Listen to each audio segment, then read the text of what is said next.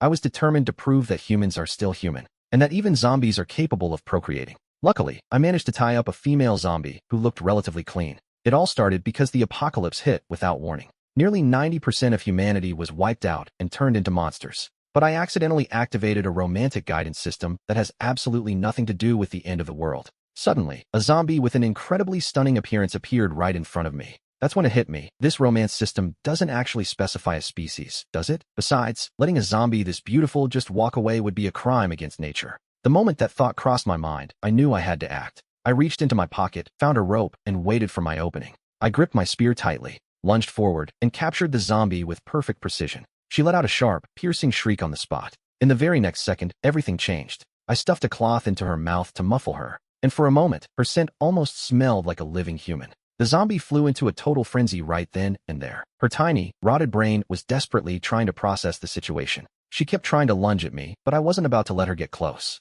I felt a surge of pure excitement. I reached out and grabbed her hand. At that exact moment, a sound echoed that was unlike anything else. The system notification rang out inside my head. It was like an open book of possibilities. When I saw the sheer abundance of what was offered, the list of rewards was staggering. My breathing quickened instantly. Those initial 100 kilograms of meat alone were enough to feed me for 2.5 years. And that's not even mentioning the 2 god-tier treasures waiting for me right behind them. But the real problem was how to increase Saninga's affection. After thinking it over for a second, I reached out and yanked the rag right out of Saninga's mouth. She didn't hesitate. She immediately started snarling at me like a wild animal. The razor-sharp teeth inside her mouth were gnashing together, making a sound that sent chills down my spine. Without a word, I pulled a slab of raw meat directly out of my system storage and shoved it straight into her mouth. Just like that, her roar vanished into thin air. She started tearing into the meat like a starving animal. Watching her, I let out a helpless sigh. With a mouth full of those razor-sharp teeth, I realized I could forget about that kiss reward for now. Suddenly, the door next door swung open. A man and a woman stepped out into the hallway. They were a pair of newlyweds. Their names were Shun Lian and Lin Wanse. They usually survived on takeout and had zero food stored in their apartment. In my past life, I actually fell for their sweet talk. I was foolish enough to share my own food with them. I honestly thought they would be grateful to me. Instead, they waited until I went out to scavenge for supplies. They used that chance to ransack my entire room. Then, they locked the door from the outside. No matter how much I screamed or begged, they didn't care. They flat out refused to let me back into my own home. Why would I ever give a single scrap of food to ungrateful snakes like them? However, Saninga was right here in front of me, and she could be useful. The moment that thought crossed my mind, the system screen flashed before my eyes. Name, Lin Wanse. Identity, married woman. Favorability level, 0. Rewards, 100 kilograms of fresh produce for holding hands, a furnished apartment for a kiss, and a luxury villa for total conquest. I couldn't help it. The corners of my mouth began to twitch. They curled up into a slight, cold smirk at the thought of those 100 kilograms of food. Even though I wasn't starving, my current stash wasn't exactly balanced. Proper nutrition is vital in this environment, and that reward would cover it. Those 2 outside called out my name again. They actually started laughing, thinking I had already agreed to their demands. Shun Lian didn't hold back, demanding 10 kilos of pork and 3 jugs of pure water right off the bat. I almost laughed out loud from pure rage. When did I ever agree to give them a damn thing? Even if I had enough food to feed every stray dog in the city, I'd never give a scrap to these snakes. They even threatened to call the police, as if the law still meant anything in this hellhole. I ignored them and pushed Saninga back inside the apartment. I slammed the door shut right in their faces. Through the peephole, I saw Shun Lian glaring at the wood with pure hatred. He was gnashing his teeth, desperate to break in, but terrified of the zombie girl by my side. Back in the safety of the room, I got Saninga settled in a corner. I pulled up the system interface to check my progress. What I saw on the screen actually caught me by surprise. Saninga's affinity level had actually increased by 5 points. I suddenly remembered the purified zombies from my past life who developed intelligence late in the apocalypse. Could Saninga actually become a purified zombie just by eating raw meat?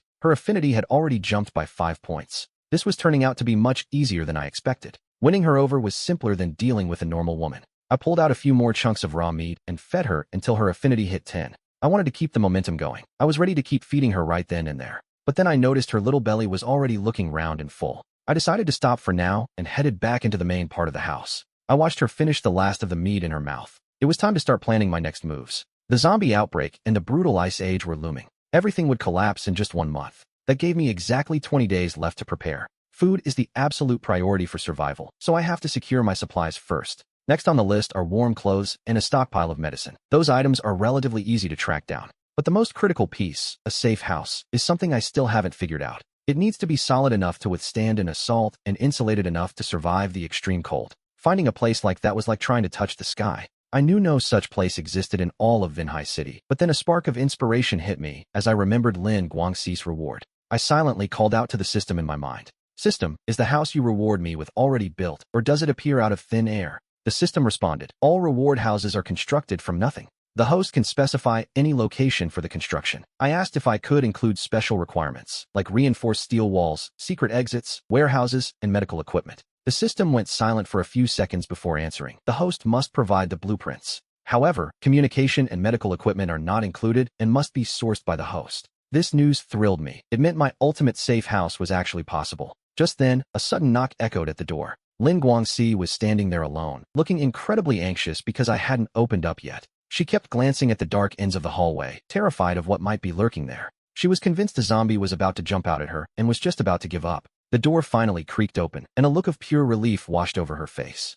But that joy didn't last long on Lin Guangxi's expression. Her eyes dropped, and she saw the kitchen knife gripped firmly in my hand. Her heart nearly stopped, and she stammered, "Wait, don't misinterpret this. I'm not carrying any weapons." I narrowed my eyes and scanned her slowly. I looked her up and down, and Lin Guangxi suddenly realized the state she was in. I was scanning her every curve, something I never would have dared to do before. In the past, she would have slapped me across the face for a look like that. But now, she was the one who needed me. She forced a weak smile and whispered, I wanted to ask if I could borrow some food. I looked at her with pure disdain. I'm not lending you anything, I said flatly. She started to plead, saying it wouldn't hurt me to help, but I wasn't falling for that act. If you don't have anything else to say, I'm closing the door. Lin Guangxi froze after hearing that. She didn't move an inch, paralyzed by indecision. What, aren't you afraid a zombie might suddenly pop out behind you? As soon as the words left my mouth, a guttural roar echoed through the hall. The sound of a zombie was getting closer from the distance. Lin Guangxi's beautiful face turned pale instantly. She had no choice but to rush inside my house just as I was about to shut the door.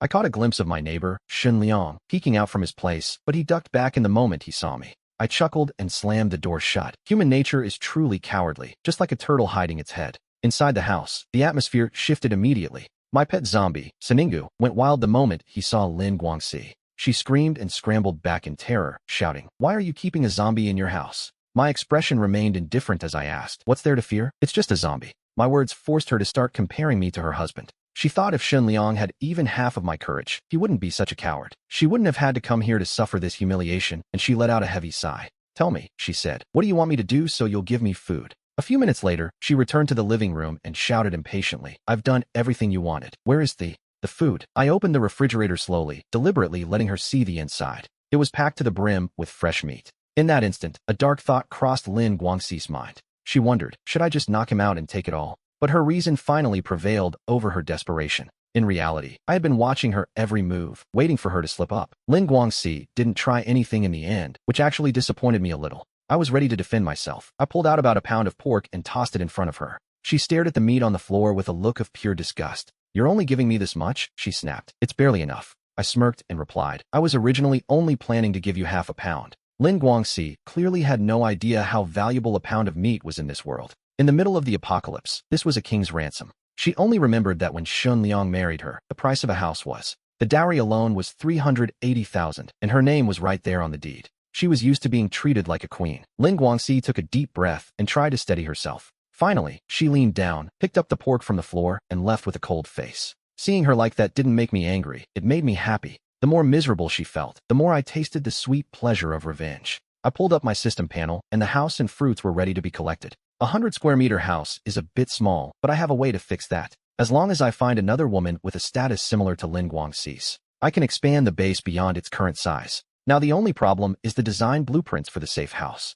They're at Benet University, and there might be survivors from the architecture department there. It looks like I'll have to head out. The next morning, I started searching for supplies. My main goal was to secure $1 million worth of resources. I headed to the door directly across from me, only 500 meters away. I pulled out a piece of iron wire to pick the lock. I had it open easily in just a few seconds. But the moment I stepped inside the house, I realized there was a problem. I heard a wet, rhythmic chewing sound coming from the bedroom. A white-haired creature was hunched over the bed, chewing on a corpse's head. Who the hell is this? I whispered to myself as I grabbed a kitchen knife and swung at the zombie, but the blow barely did any damage. Instead, it just enraged the thing, and it spun around to lunge at me. It bared its claws and teeth, trying to sink them into my flesh. I aimed a kick straight at its chest. The force sent the monster flying backward. I rushed in immediately, hacking away with several more strikes. I didn't stop until it finally stopped moving. It was dead, completely. When I finally snapped out of it, I realized my kitchen knife already had 2 huge notches in the blade. It's fine for slicing meat, but it's useless against zombie bones. I need something else.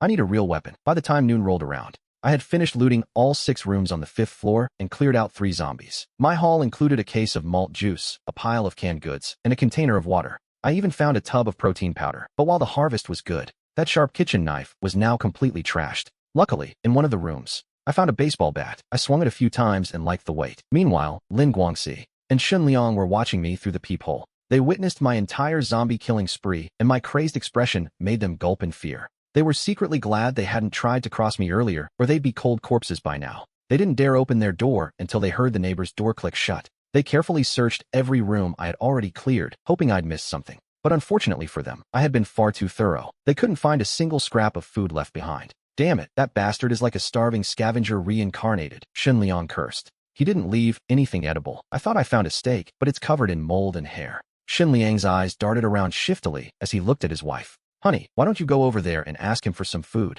Lin Guangxi looked hesitant and replied, We ate yesterday. We aren't hungry yet. Can't we just wait a little longer? She asked. You aren't hungry now, but you will be sooner or later, Shun Liang snapped back. Are you waiting for him to feed all that food to the zombies before you go ask? Seeing her hesitation, he grabbed her hand with fake sincerity. Wife, please, I just want us to survive. She sighed and gave in. Fine, I'll go if I have to. The moment Lin Guangxi stepped through my door, a mouth-watering aroma hit her. I was in the kitchen right then, pulling out a steaming electric rice cooker. The pot was filled to the brim with a rich, savory potato stew. I also popped open a cold bottle. I poured some malt juice and sat back comfortably on the sofa to eat. Lin Guangxi stood there, her mouth watering from the rich aroma. But since I didn't say a word, she just stood there awkwardly while I took a few bites. Then, acting as if I'd just remembered she was there, I said, Oh, I almost forgot about you. I stood up and grabbed a clean plate. I served a generous portion of meat while Lin Guangxi watched me intently. She thought it was for her and was just about to reach out her hand with a joyful smile. But I walked right past her and headed back toward the sofa. I ripped the gag out of Su Ning's mouth and set the plate down. She immediately buried her face in the food and started devouring it. Lin Guangxi stood on the other side of the room, her face flushed with pure embarrassment. She quickly tried to change the subject, asking, So, you cleared the entire 5th floor today? Yeah, I replied, and I'm heading out to find more supplies soon. Lin Guangxi fell silent, her eyes widening in shock. What, you're leaving? There are zombies everywhere outside. Where could you possibly go? I just smirked and didn't give her a straight answer. I looked at her and asked, Why, do you not want me to leave? Lin Guangxi flared up with anger, thinking, like hell I care if you leave, I hope you die out there. But despite her rage, a flicker of worry crossed her eyes. If I left with all the food, wouldn't she and Shun Liang starve? Tell me, what did you come here to see me for? I want to trade for some food. I couldn't help but scoff. I had been waiting for this. I expected Lin Guangxi to come back, but I didn't think she'd be this shameless. For days had passed in the blink of an eye. By now, I had already finished my work. I had cleared out the entire building, from the very top to the bottom floor. Lately, Su Ning's appetite has been getting more and more terrifying. She went from half a kilo of meat to 2.5 kilos, and it still isn't enough. Yet her stomach doesn't show even a hint of bloating. If her affection level wasn't rising, I'd seriously consider stopping the feedings. I didn't care if she understood me or not. I started threatening her. I've fed you for 6 days, but if you dare to bite me, I'll leave you here to fend for yourself. She didn't snarl like before. Instead, she just opened her mouth and waited to be fed. If you bite me, you don't eat. Got it. Since you're silent, I'll take that as a yes. I tentatively reached my hand out toward Su Ning. She didn't try to bite me, so I immediately shouted for her to stay still. No reaction. She froze at my shout, then tilted her head and just stared at me. I reached my hand out toward her again. I moved carefully, but Su Ning still didn't get it, and we went back and forth a dozen times until I was ready to give up. Finally, she stopped trying to bite and just watched me. She studied my face, as if trying to judge if I was edible based on my expression, and my heart surged with joy. I gently shook my head no. Su Ning watched my movements closely. She seemed to understand my meaning and actually stopped snapping her jaws. Excited, I pulled out another piece of meat and handed it over while nodding my head. This time, she started eating immediately. After that, she ate several more times, but only after I gave her the nod.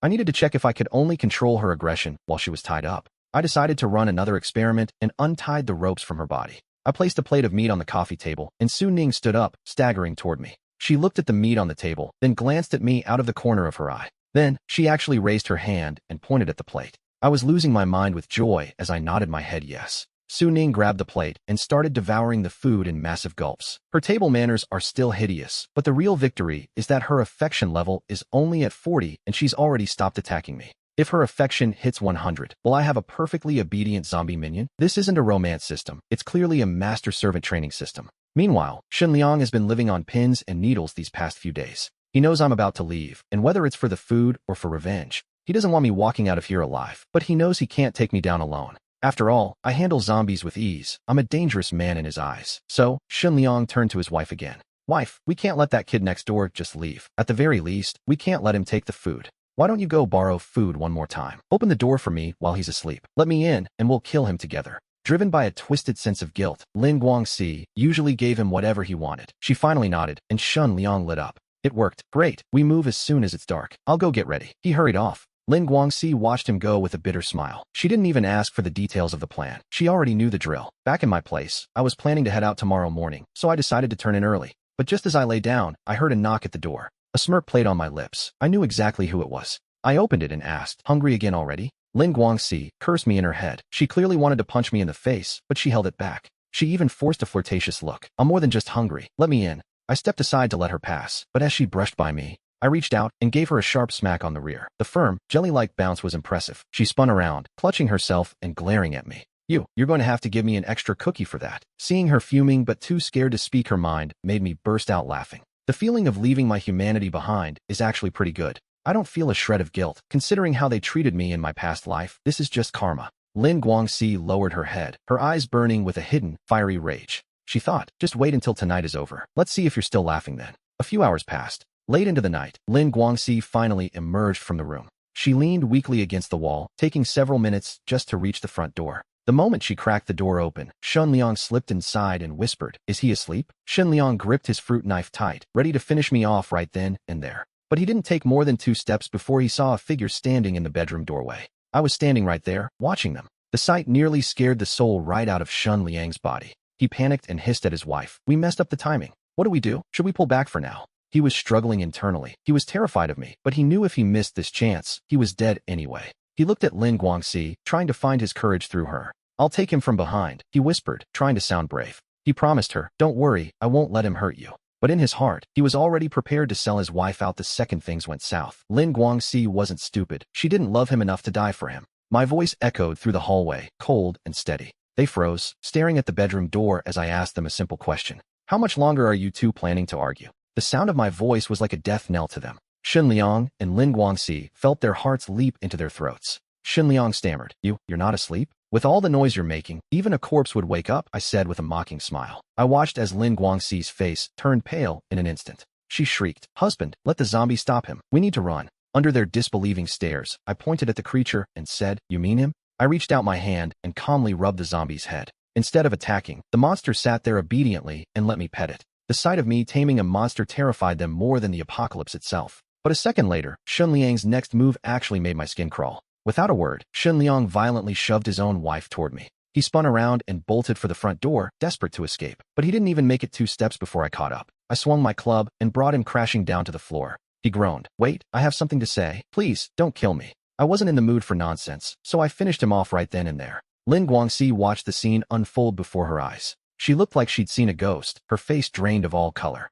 "This was all Shen Liang's idea," she shrieked. "He wanted to hurt you, not me. Please forgive me. I'll serve you like a master from now on, I swear." She still held a tiny spark of hope in her heart. She actually thought I wouldn't be able to bring myself to kill her. I looked at her coldly and said, "You aren't sorry for what you did. You're just terrified because you know you're about to die." Shen Yingwu stepped forward and pointed at the 2 bodies on the floor. I simply shook my head and said, "No, they're already broken." The next morning arrived quickly. I left the apartment on a motorcycle with Shen Yingwu riding pillion. The roar of the engine was loud enough to wake the dead. As we sped down the road, the noise drew in countless zombies. But those slow, rotting freaks didn't stand a chance. They couldn't keep up, left to watch my tailpipe fade into the distance. I finally reached the gates of Benet University. I needed to find a building to ditch the horde following me. Suddenly, a voice cut through the chaos. "Over here." I hesitated for a split second, then ditched the bike and ran toward the sound. I braced myself against the window frame with one hand. With an athletic, elegant leap, I vaulted inside. I landed perfectly, without making a sound. But Shen Yingwu was frozen stiff. She wasn't capable of jumping through the window on her own. She just stood there outside like an idiot while some students tried to help her. I pushed them aside and told them I didn't need their help. I leaned out and grabbed the upper half of her body. I gripped her firmly and hoisted her up. I tucked my arms under her armpits and pulled her inside effortlessly. A guy who looked like a spoiled rich kid stepped forward and asked if my father sent me. This was He Ching-yu, the mayor's son, who lied to everyone about a rescue coming. I didn't give him a second of my time. I looked at him and asked, "Who do you think you are? Do I know you?" He Ching-yu's face turned dark with rage instantly. He was only talking big to save face and regain his dignity. He started acting like a leader, telling me I was just another survivor like them. He claimed that since I was here, I had to follow their rules. One of his beefy thugs stepped up and backed him up. "Hand over your supplies so we can distribute them," he demanded, making me scoff. "Do I look like I give a damn if they live or die?" He Ching-yu raised his voice on purpose so everyone could hear him. "If everyone were as selfish as you, we'd all be dead from hunger," he barked. "We do this to ensure the rational use of our supplies."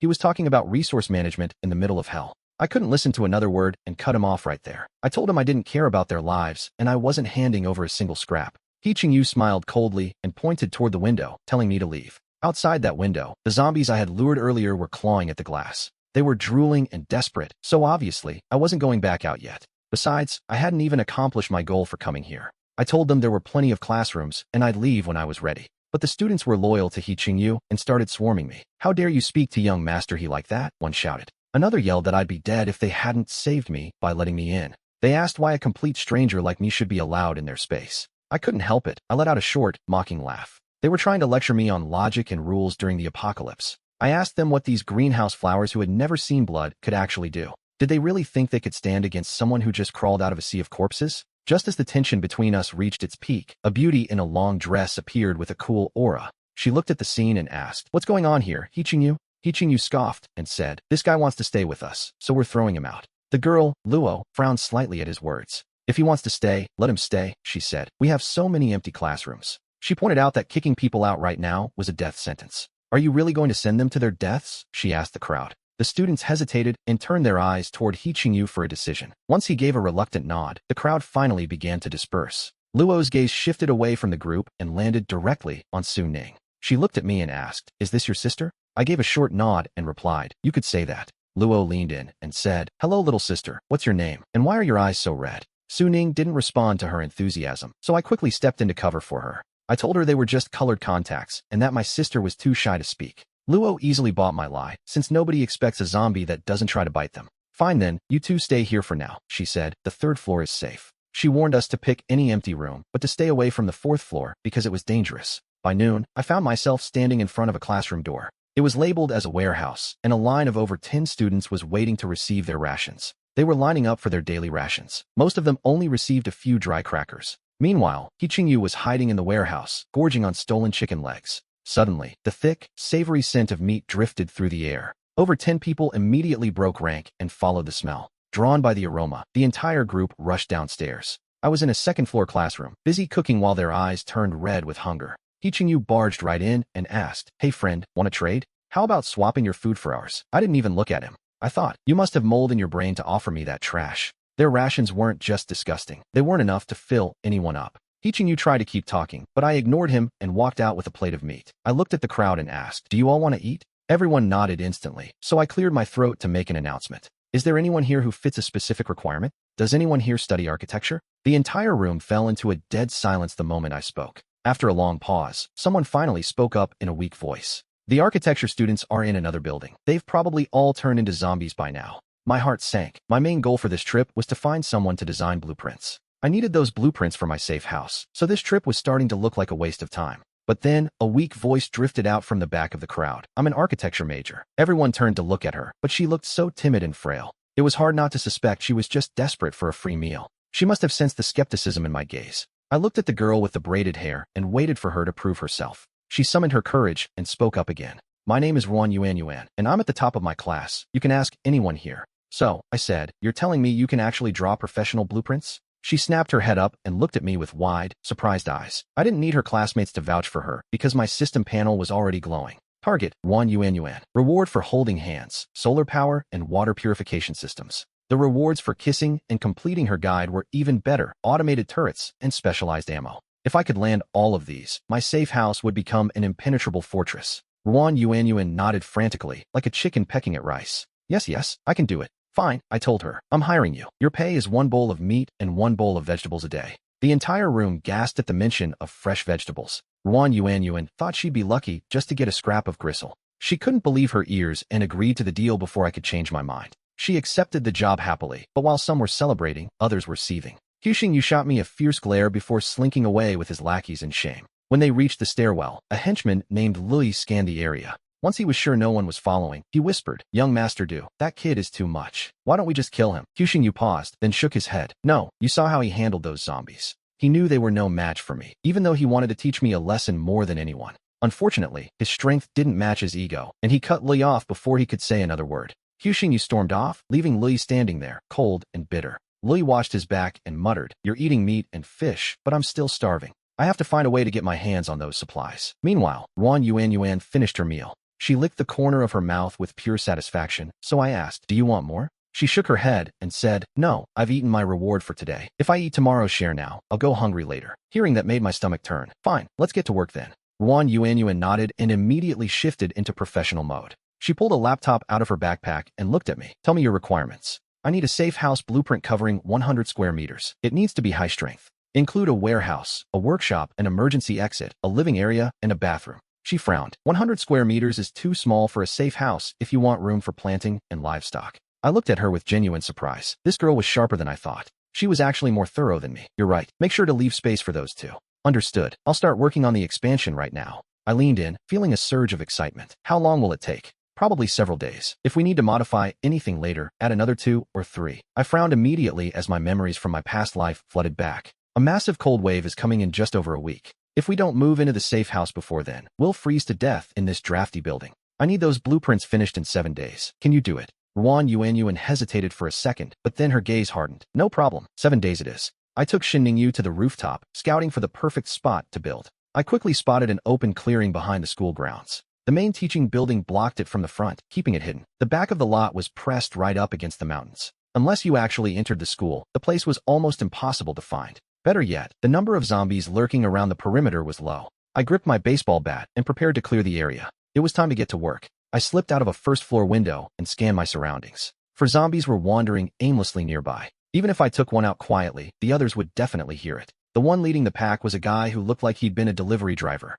He was wearing a jersey, looking like he'd been a star athlete before he died. Unlike those slow, shuffling zombies, this jock was fast. In the blink of an eye, he was sprinting. He lunged straight at me, but I didn't panic. I stood my ground. I felt like a pro athlete myself with my enhanced stats. I made a quick move and cracked him with my bat, but he didn't go down. This guy really was built different. Even after taking a heavy hit, the zombie kept coming and tried to headbutt me. Then came the third one. Another zombie threw itself at me. I knocked it back with a fluid, heavy swing. I followed up with a sliding kick to its legs. 2 more strikes to the head, and I finally finished it off. But as the last zombie lunged, it tackled me to the ground before I could recover. It snapped its bloody jaws shut on my baseball bat, gnashing its teeth with terrifying force. I roared in fury, trying to shake the monster off, but my strength failed me. Suddenly, a small, slender hand grabbed the zombie by the back of the neck. With one powerful jerk, she sent the creature flying through the air. I looked up in shock and realized my savior was actually shunning you. The zombie that had been tossed aside let out a guttural roar. It scrambled up and lunged at me again before I could even stand.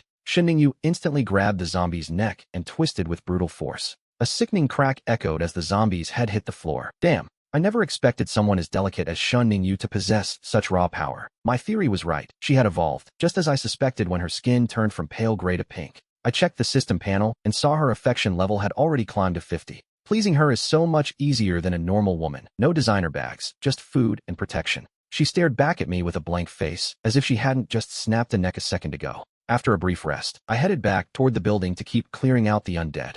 Yu only seemed to jump into action when I was in direct danger. The rest of the time, she just stood there, lifeless and still. She watched me silently from the sidelines, making it clear I need to work on her affection level. I kept myself busy, hacking through the horde until the sun finally began to set. Exhausted, I made my way back to the safety of the school building. I walked into the men's restroom and started peeling off my blood-soaked clothes. I needed to wash the filth off, but then I realized Yu had followed me inside. Bathing in front of a woman is a first for me, and I felt a wave of awkwardness hit. But then I reminded myself, she isn't exactly a girl anymore, she's a zombie. I finished up quickly and grabbed my clean clothes, wondering if zombies even sweat. The battle from a moment ago had covered her in filth too. She was drenched in blood, so I decided to help her wash up.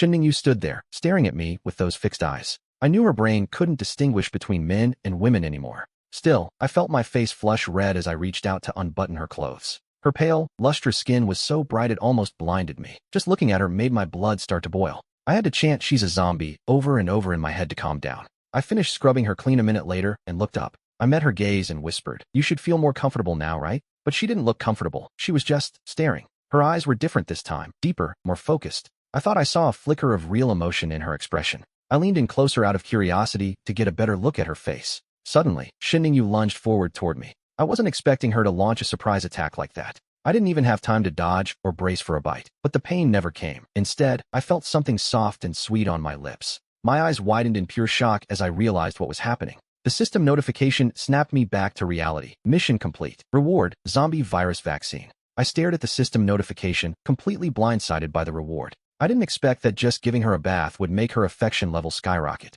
She had skipped straight to the like stage, so I closed the system panel. I turned to Yu and asked, "Do you have real emotions now?" Yu just tilted her head, looking a bit dazed and confused. Clearly, she couldn't understand complex questions yet, so I tried something simpler. "Can you understand me?" I asked, and this time, she actually nodded. I tried to push further with more questions, but anything complicated made her struggle. She would just fall into a stupor, proving she isn't ready to act on her own yet. But as her affection level rises, maybe she really will regain her human emotions. Once that happens, she'll definitely be able to follow more complex instructions. For now, the first priority was just getting out of this bathroom. Back in the classroom, I pulled Huan aside to question her. I learned that the mini fire station was located right on campus. It was right next to the administration building, but getting there wouldn't be easy. We had to find a way to avoid the massive horde of zombies in the playground. I silently burned this information into my memory, planning our next move. Then, I told the exhausted Lu wanted to take a break. I sent Huan back to get some rest as well. Soon, it was just me and Yu alone in the quiet classroom. I pulled out the zombie virus vaccine and injected the entire tube directly into my arm. On the third floor of the teaching building, two figures approached the stairs in the shadows. One of them had a look of deep concern on his face. This man was none other than Lu Yen. Soon, the two of them reached the classroom where I was staying. They found that both the front and back doors were locked from the inside. But a simple lock couldn't stop a veteran like the experienced Lu Yen. He gripped the window, slid it open quietly, and vaulted inside with a flip. His partner, Taiju, wasn't nearly as agile and struggled to get one leg over the frame. He straddled the windowsill, trying to heave himself over. But as he went to swing his other leg, he noticed a small figure standing in the classroom. Terrified, he let out a tense, muffled cry to his partner. "Lu Yen, there's someone here." Lu Yen snapped into a defensive stance, but he was already too late. He felt a sudden, sharp chill in his chest as a slender arm tore right through him. Taiju froze, chilled to the bone by the sight of his partner being skewered. He turned to run, but a mechanical hand punched through his chest just as easily. Yu looked at her blood-soaked hands, fighting a sudden, primal urge to lick them clean. The next morning, the first thing I saw when I woke up was Yu. She was excitedly showing me the fresh blood staining her hands. My eyes narrowed as I tried to process the scene. Yu looked back, toward the window, and I followed her gaze. I saw one body on the floor, and another slumped against the frame with a massive hole in his chest. A pair of nunchucks lay next to the corpse, and I realized exactly what had happened. Yu grabbed my hand and started shaking it, making her point clear. I took her to the bathroom, washed the blood off her hands, and headed back. I returned to the classroom, tossed the two corpses out the window, and saw Ruan Yuan arrive with her laptop. A moment later, Go Chinyu's disgusting face appeared at the door, demanding to know what I did to Lu Yi. I looked at him with total indifference. "Who exactly is Lu Yi?" I asked. "Stop playing dumb. He's the guy with the green hair," he barked, and it clicked that one of the intruders was him. I knew his name now, but I kept up the act, claiming I had no idea who he was talking about. "You think I'm an idiot? He didn't vanish before you got here. He vanished the second you arrived. If it wasn't you, then who was it?" I stared him down and asked, "Why are you standing here barking at me? If someone is missing, go look for them yourself. And stop screaming like a lunatic." The noise from our little confrontation was getting loud. It was starting to draw a crowd. A group of students began to gather around us, including. The crowd started whispering, asking what was going on and where the others went. Go Chinyu's expression softened slightly as he muttered Lu Ye's name. He wondered if Lu Yi and Taiju had gone out to look for supplies on their own. But he immediately shook his head, knowing that was impossible. They wouldn't leave without his permission, so I decided to twist the knife. I interrupted him and asked, "Are you really so sure they actually listened to you? Maybe they're just sick of your face. Maybe they ran away while you were busy sleeping." Go Chinyu's eyes turned blood red with rage, looking like he wanted to kill me right there. Unfortunately for him, he didn't have the guts. He knew he couldn't beat me, so he tried to play it cool and act like they'd be back later. "I'll let it slide for now, but if they aren't back by dark, I'm coming for an explanation." He spat out those words and walked away with a cold, humiliated look on his face. As he passed by the storage room, his glasses-wearing lackey approached him. The man informed him that the food supplies in the warehouse were almost gone. "Then send someone out to find more," Go Chinyu barked. The man with the glasses nodded and turned to make the arrangements. But Go Chinyu wasn't finished with him yet. He stopped the man and told him he was preparing a new list of names for the task. The list was filled entirely with people who refused to obey his orders. To him, anyone staying in the camp who didn't follow orders was a thorn in his side. Sending them out for supplies was a win-win situation. Go Chinyu's mouth curled into a twisted, satisfied grin as he realized his plan. Soon, only the obedient ones would be left, and he could finally deal with the man who humiliated him. Suddenly, a soft, charming voice drifted through the air. "Young Master Go, so this is where you've been hiding. It took me forever to find you," the voice continued. Go Chinyu looked up to see Jian Beiwei, dressed extravagantly, walking toward him. "Where is Lu Yi?" he asked. "Why isn't he with you?" "One of our classmates has a fever," she replied, "so he's staying behind to help." Go Chinyu smiled, realizing Lu Yi was out of the picture for now. His gaze toward Jian Beiwei turned predatory and perverted. "So, what is it you want from me?" he asked smoothly. Jian Beiwei bit her lip and whispered, "Can't I just come see you for no reason?" "Of course you can," he replied. "I was actually just thinking about you." A flash of feigned shyness crossed Jian Beiwei's eyes. "Oh, stop it. You're making me blush," she giggled. Seeing her act like this made Go Chinyu feel a surge of restless heat. A dark fire rose within him, and he couldn't wait another second to touch her. He reached out and pulled Jian Beiwei tightly by the waist. She dodged me and whispered, "Young Master Go, aren't you afraid of people seeing us?" I laughed and said, "I'm heading to the warehouse to check the supplies. Why don't you come along?" Jian Beiwei nodded eagerly, agreeing to follow me right then and there. We entered the warehouse one after the other, and I made sure to lock the door behind us. I couldn't wait another second to kiss her, but she slipped away from my grasp again. The rejection left me frustrated, my face and ears burning with restless heat. I was desperate, but Jian Beiwei had other plans for me first. She glanced at the crates and said casually, "Young Master Go, it looks like food is running low." I brushed it off, telling her it was enough to last until my father's men arrived. I started stripping off my clothes and growled, "Stop talking nonsense and hurry up." She chuckled and asked, "Are you sure your father can actually find the time to rescue you?" I stopped what I was doing, suddenly alert, and snapped, "What is that supposed to mean?"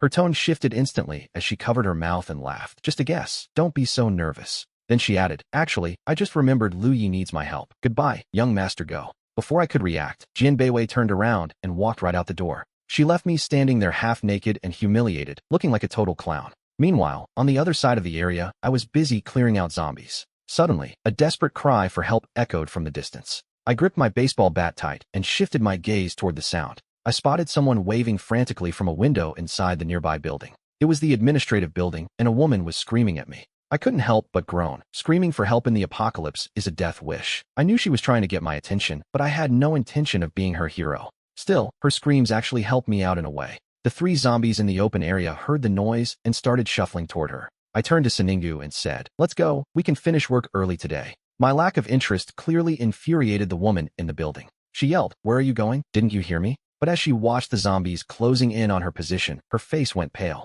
She finally shut her mouth and started sobbing quietly in terror. Back in the classroom, I turned to Yuan and asked her a question. "Did you hear a woman screaming earlier?" She nodded and said, "That was likely Ms. Wan." I raised an eyebrow and asked, "You know this Ms. Wan?" She replied, "She's the school nurse." I thought about it for a second and asked, "Do you want me to save her?" The question made Yuan's hand freeze on the computer mouse. She looked at me and said, "I just think she might be useful to you."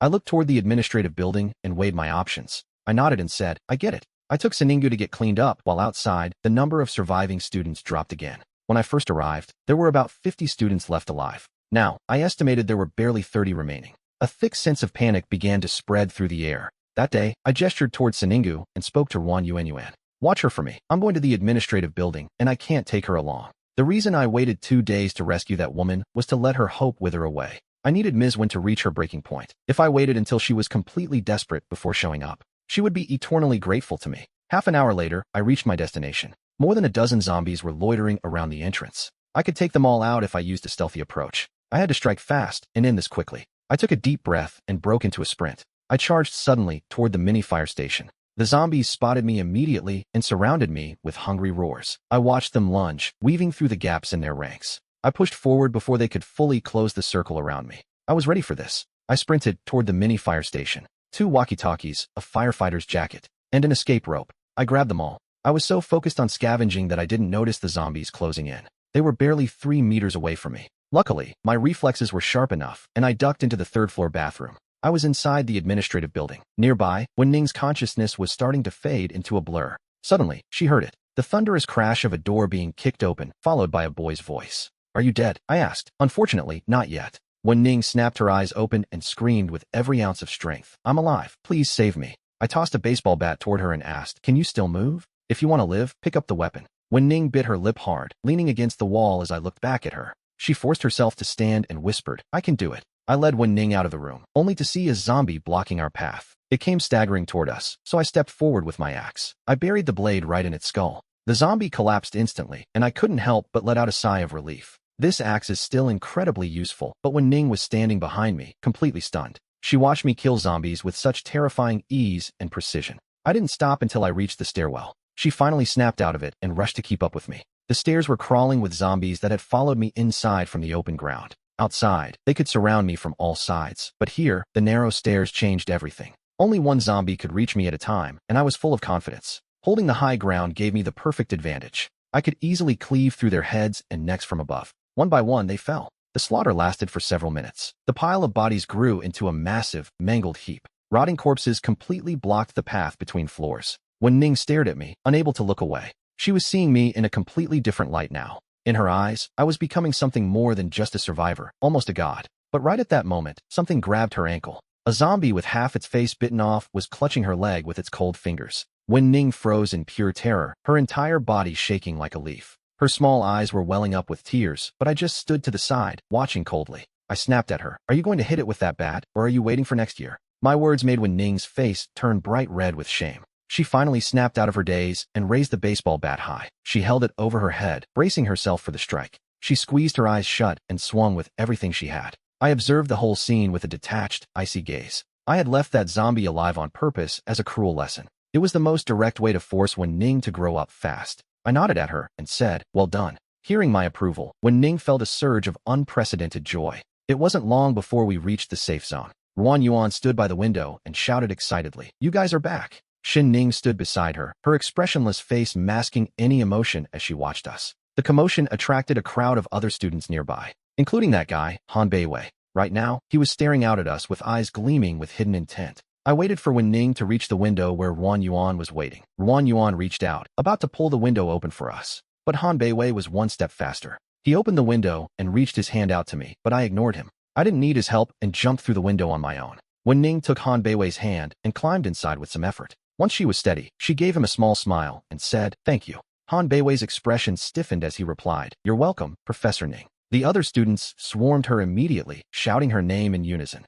It was clear that Wen Ning was incredibly popular among them. I ignored the noisy crowd and kept moving. I grabbed Xin Ning and started walking away. Wen Ning saw me leaving, ditched the students, and came running after me. The students stared at each other, confused why their teacher was abandoning them. Suddenly, 4 women from the second floor appeared at my classroom door. Ruan Yuan adjusted her glasses, her eyes scanning the other 3. She was the only one with a real reason to be there. The others looked lost. I was surprised to see all 4 of them at my door, but I quickly regained my cool. I walked over and lifted the lid off the cooking pot. A rich, garlicky aroma instantly filled the entire classroom. The 4 women stood there, frozen by the scent. I watched as they involuntarily swallowed their saliva in hunger. I ignored them and served a bowl for myself and one for Xin Ning. I served another bowl for Ruan Yuan, who ate with a smug, satisfied look directed at the others. Minyao had been surviving these past few days on nothing but pure willpower. The moment she caught the scent of the food, her reaction was the most extreme of them all. She was practically drooling a river right there on the floor. Still, she forced herself to speak, thanking me for saving her and giving her a chance to see her son. Suddenly, the system panel flickered to life right in front of my eyes. I looked at the notification and felt the corners of my mouth curl into a satisfied smirk. It seems my earlier gamble paid off. Her favorability rating just skyrocketed straight to 50. I turned to Wen Ning and asked, "Do you want to eat?" She nodded quickly and replied, "Yes, I really do." I told her, "Work for me, and I'll give you the same treatment as Ruan Yuan." Yuan, who had been eating happily by my side, suddenly froze up. The meat in her bowl didn't taste quite as sweet once she heard my offer to the teacher. Wen Ning didn't even hesitate before agreeing to my terms. "No problem," she said, so I immediately served her a bowl of her own. She started devouring the food instantly, looking like she hadn't eaten in years. I shifted my gaze toward the remaining 2 women standing in the doorway. Target name, Lu Yi. Identity, art student and pianist. Affection level, 0. Hand-holding reward, piano skills. Date reward, complete collection of piano scores. Full conquest reward, master-level piano talent. Target name, Jian Beiwei. Identity, materialistic student. Affection level, 10. Hand-holding reward, a car. Date reward, a 100 square meter apartment. Full conquest reward, a 1,000 square meter mansion. I checked with the system and found out the car reward could be any model I specified. Anything from a rare Ferrari to a heavy-duty off-road truck. The system even mentioned I could choose a tank. That 100 square meter apartment reward was looking pretty attractive too. It could directly expand my current safe house based on my needs. It seemed like this girl, Jin Beiwei, actually had some serious utility value. As for Louis' rewards, they felt a bit lacking in comparison. Jin Beiwei subtly noticed the shift in my gaze. She stroked her hair and said in a sweet, honeyed voice, "Can I work for you too? I'll do whatever you want." Standing to the side, Yuan felt an instant chill run down her spine. She felt disgusted and didn't think Jin Beiwei's blatant flirting would actually work. In her mind, I only accepted people who were actually useful. Unexpectedly, I nodded and agreed immediately. "Sure, your pay will be the same as the others." Yuan's eyes nearly popped out of her head. As Jin Beiwei took the bowl from me, her fingers brushed accidentally against my hand. I saw her hesitation and told her, "You can also choose the other option. Stay here or follow me." She didn't blink. "Of course I'm following you." She was a smart girl. She knew staying behind meant a slow, miserable death. Our movement quickly drew a massive crowd of onlookers who began to whisper. "Where are those people going?" one of them asked, eyes wide with confusion. "They can't seriously be thinking about going outside, can they?" Another sneered. "It would be better if they just left already.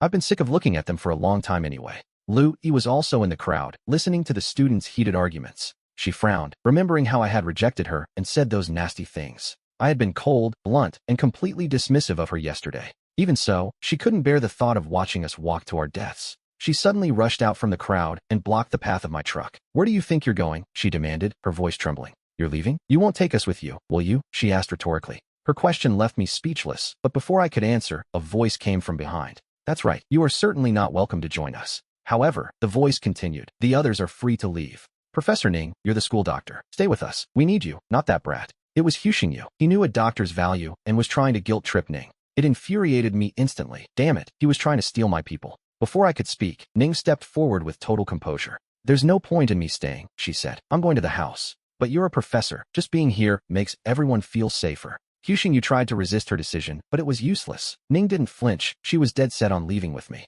Realizing he couldn't convince her, Huxingyu didn't bother stopping the others. To him, Yuan and Jin Beiwei were just two extra mouths to feed. "Stop talking nonsense," I barked. "Let's go." I didn't waste another breath on him and turned to lead the girls out. This was the first time Jin Beiwei had stepped outside since the apocalypse began. She scanned the area nervously, ready to bolt at the slightest sound. She felt a wave of relief, seeing only zombie corpses rotting on the ground. I walked toward the open clearing behind the school. Once I reached the center of the lot, I came to a dead stop. Jin Beiwei panicked. "Why are you stopping? We need to move while it's clear. There are no zombies right now. Hurry, let's go, we're already here." Inside, she thought, "Here? In this wasteland? This guy is insane." I didn't care what she was thinking. My focus was entirely on the system. System, deploy the defense tower. Blueprint detected. Build now? Yes. The moment the thought crossed my mind, a steel fortress erupted from the empty ground. The sight was so impossible, it left everyone standing there with their mouths hanging open. Yuan was the first to recognize the structure of the building. It was the exact layout from the blueprint she had drawn for me. She looked at me in total shock, but I cut her off before she could speak. "Don't ask questions," I said. "All you need to know is that this will keep you alive." Jin Beiwei's face instantly lit up, her previous gloom vanishing in a heartbeat. She looked so ecstatic I thought she might try to marry me on the spot. I ignored her and walked straight to the entrance of the safe house. The heavy metal door was sealed tight with an electronic fingerprint lock. I pressed my finger to the scanner to register myself as the primary user. I added Ning to the system immediately, but I hesitated with the other two. Yuan would have to wait until her affection level hit 60. As for Jin Beiwei, she was far too cunning and full of hidden agendas. She wouldn't be getting access until she hit 80, if she ever did. The door hissed open, and I led the group inside the fortress. It wasn't massive, containing just a living room, 3 bedrooms, a bath, and a warehouse. The system had been generous, providing full furniture and even a diesel generator. It was a shame it only came with a single barrel of fuel to start. The girls began exploring, their voices echoing with pure, unfiltered disbelief. I looked around and saw a bed in the bedroom. There was even more. The living room was fully furnished with a sofa. Hearing their gasps of wonder made me feel a surge of pride. This was just the start. As long as I kept farming affection, this safe house would grow. Jin Beiwei stepped up and proactively suggested how we should split the rooms. She proposed I get my own room, while she and Yuan shared another. That left Teacher 1 and Shen Qingwu to share the final bedroom. The moment she finished speaking, Yuan jumped up in protest. "I don't want to be in the same room as you," she snapped. Ning didn't say a word about the arrangement. She just stood there silently, tugging at the corner of my shirt. "Fine, the boss and his sister share a room, and Yuan stays with Teacher 1. But Yuan still wasn't satisfied with Jin Beiwei's logic. "Why do you get a whole room to yourself?" she demanded. Jin Beiwei smirked. "You've seen the boss and his sister, they're inseparable. Since you won't stay with me, I guess I'll just have to live alone. Actually, I have a better idea, Wang Yuanyu countered. Why don't you just sleep on the sofa? The two of them were seconds away from a full-blown screaming match. I raised my voice to cut through the tension before things got ugly. Stop fighting, I commanded. We're doing it exactly how Jian Beiwei said. The second I spoke, both of them immediately fell in line.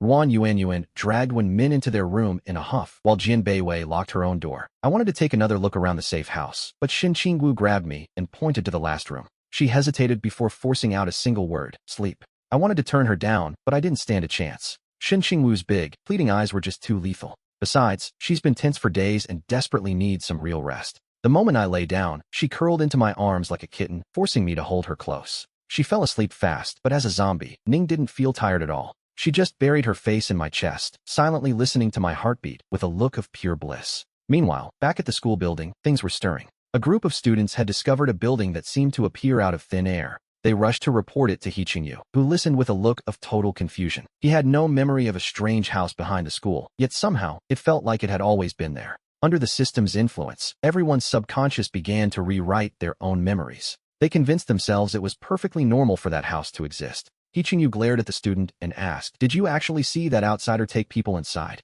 "Yes, with my own eyes," the student replied. "It looks like a dump. Why don't we just go rob them?" He Qingyu snapped back, "Are you stupid? We have this entire building to ourselves. Why would I trade this for some tiny red shack? Do you have water on the brain, or do I?" It was already 5 in the afternoon. In my sleep, I felt a mischievous little hand wandering over my body. I reached back and grabbed it immediately. "Stop playing dumb. I know you understand what you're doing." Then I realized the little one was just hungry and didn't want to wake me up. She tried to get dressed and find food herself, but she couldn't figure it out. Fine, I'll get up and make you something to eat." I walked into the living room and found the other 3 waiting there. The second Yuan saw me, she shouted, "Boss, come look at the monitor." The screen was showing the view from outside the window. A few white specks were drifting down from the sky, vanishing as they hit the ground. Yuan asked curiously, "Is that willow fluff?" "No, it's snowing." Wen Min, being from the north, recognized it instantly. But the 2 locals didn't believe her for a second. Snow in Bingai City? I've never seen that in my entire life. Only I knew the truth behind this strange phenomenon. The 4th wave of the apocalypse had arrived. In my past life, this snow lasted for 3 days and the temperature plummeted. I can't just sit here and wait for death. I need to get more supplies before the real freeze hits. What do they sell at your school's supermarket? Yuan looked surprised when she heard my question. But when she saw the serious look on my face, she immediately started giving me a detailed rundown of the university's commercial zone. Calling it a supermarket was an understatement. It was more like a small shopping mall. It had everything from food to daily essentials, so the students never had to leave campus. "But we're not going now," I told them. "We have to wait a little longer." The next day, right after lunch, I gave Jianbei and the others their orders. "Wei and Wen Min, get ready. You're coming with Zhou and me." The moment she heard that, Jianbei's face completely dropped. If it were up to her, she'd stay tucked away in the shelter for the rest of her life. She started trying to sweet-talk her way out of it. "Boss, do I really have to go?" I stared at her, my expression completely blank. "Sure," I said, "but my territory doesn't feed useless people." "I'm going." "Of course I'm going," she squealed. "No need to be so scary. I was just asking. Remember to bundle up," I added. "It's freezing out there." Yuan saw she was being left out and started getting anxious. "What about me?" "Relax, I won't just throw you out on the street for no reason." Yuan let out a massive sigh of relief at my words. She really thought she was about to be discarded like trash. As we stepped out of the shelter, the frozen slush on the ground already reached our ankles. Massive snowflakes fell from the sky, and the temperature had plummeted well below 0. Even with all those layers on, the girls were shivering so hard their voices started to crack. "It's too cold, boss. Can we go back, please?" "You'll be fine once we get in the vehicle," I replied calmly. Jianbei followed the direction of my gaze. She looked toward where I was pointing and saw something massive. A heavy-duty truck was parked right next to the shelter. Jianbei's jaw dropped so low you could have fit an egg in her mouth. "My God, where did this truck come from?" she stammered. I chuckled to myself, thinking, "It's the reward you helped me earn." I had debated what kind of vehicle to summon first. I considered an off-roader or an armored car, but given the current chaos, I knew a heavy truck was the most reliable choice for a first move. Who knows, maybe later I'll get an upgrade that turns it into Optimus Prime. I didn't bother explaining the system to them. I just looked at the 2 of them and said, "You too, get in the back. Get in the trailer with Zhou. I'm driving. The moment we stop, grab your weapons and follow me immediately. And Zhou, don't let them fall behind. It's too dangerous for them to wander off." Up at the front, Ning Xiao looked incredibly worried. He kept glancing back, wondering if he should be the one leading the way. In Ning Xiao's mind, he was the adult and the teacher here. He had experience killing zombies and felt he was stronger than Xiaoyu. I looked at him and said, "Just watch the other 2 and don't worry about Xiaoyu."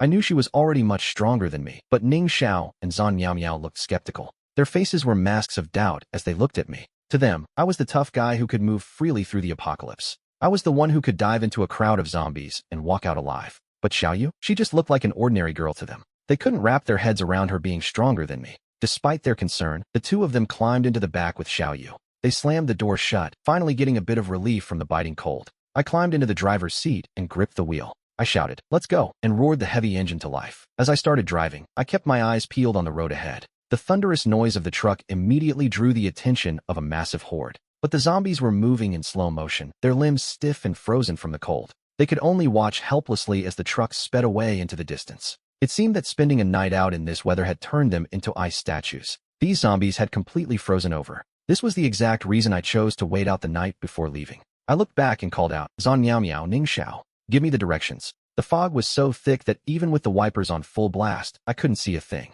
The path ahead was a complete blur. I realized now why I had to let those two tag along. They were the only ones who actually knew the way. Suddenly, a massive structure began to loom through the mist. I knew right then that I had reached my destination. Chapter 30, The Raid on the Yellow University Supermarket. We were seconds away from arrival, so I gripped the wheel tight. I yanked the steering wheel hard to the side. The heavy truck fishtailed in a 180-degree spin, nearly throwing the others out of their seats. I slammed the gear into reverse and floored it straight into the supermarket's glass doors. The reinforced glass shattered like thin paper against the truck's weight. The truck didn't have a scratch on it as I brought it to a dead stop. I jumped out of the driver's seat and sprinted to the back to throw open the doors. I barked at the three inside. "Grab your weapons and get out now." I kept one eye on the frozen zombies nearby, waiting for them to twitch. I spotted zombies in clerk uniforms wandering between the shelves. "Ning Xiao, Zan Miao Miao, get the food to the truck while Xiaoyu and I clear the area." Zan Miao Miao hesitated for a second, but she followed my lead anyway. I gripped my fire axe and charged straight toward the nearest group of undead.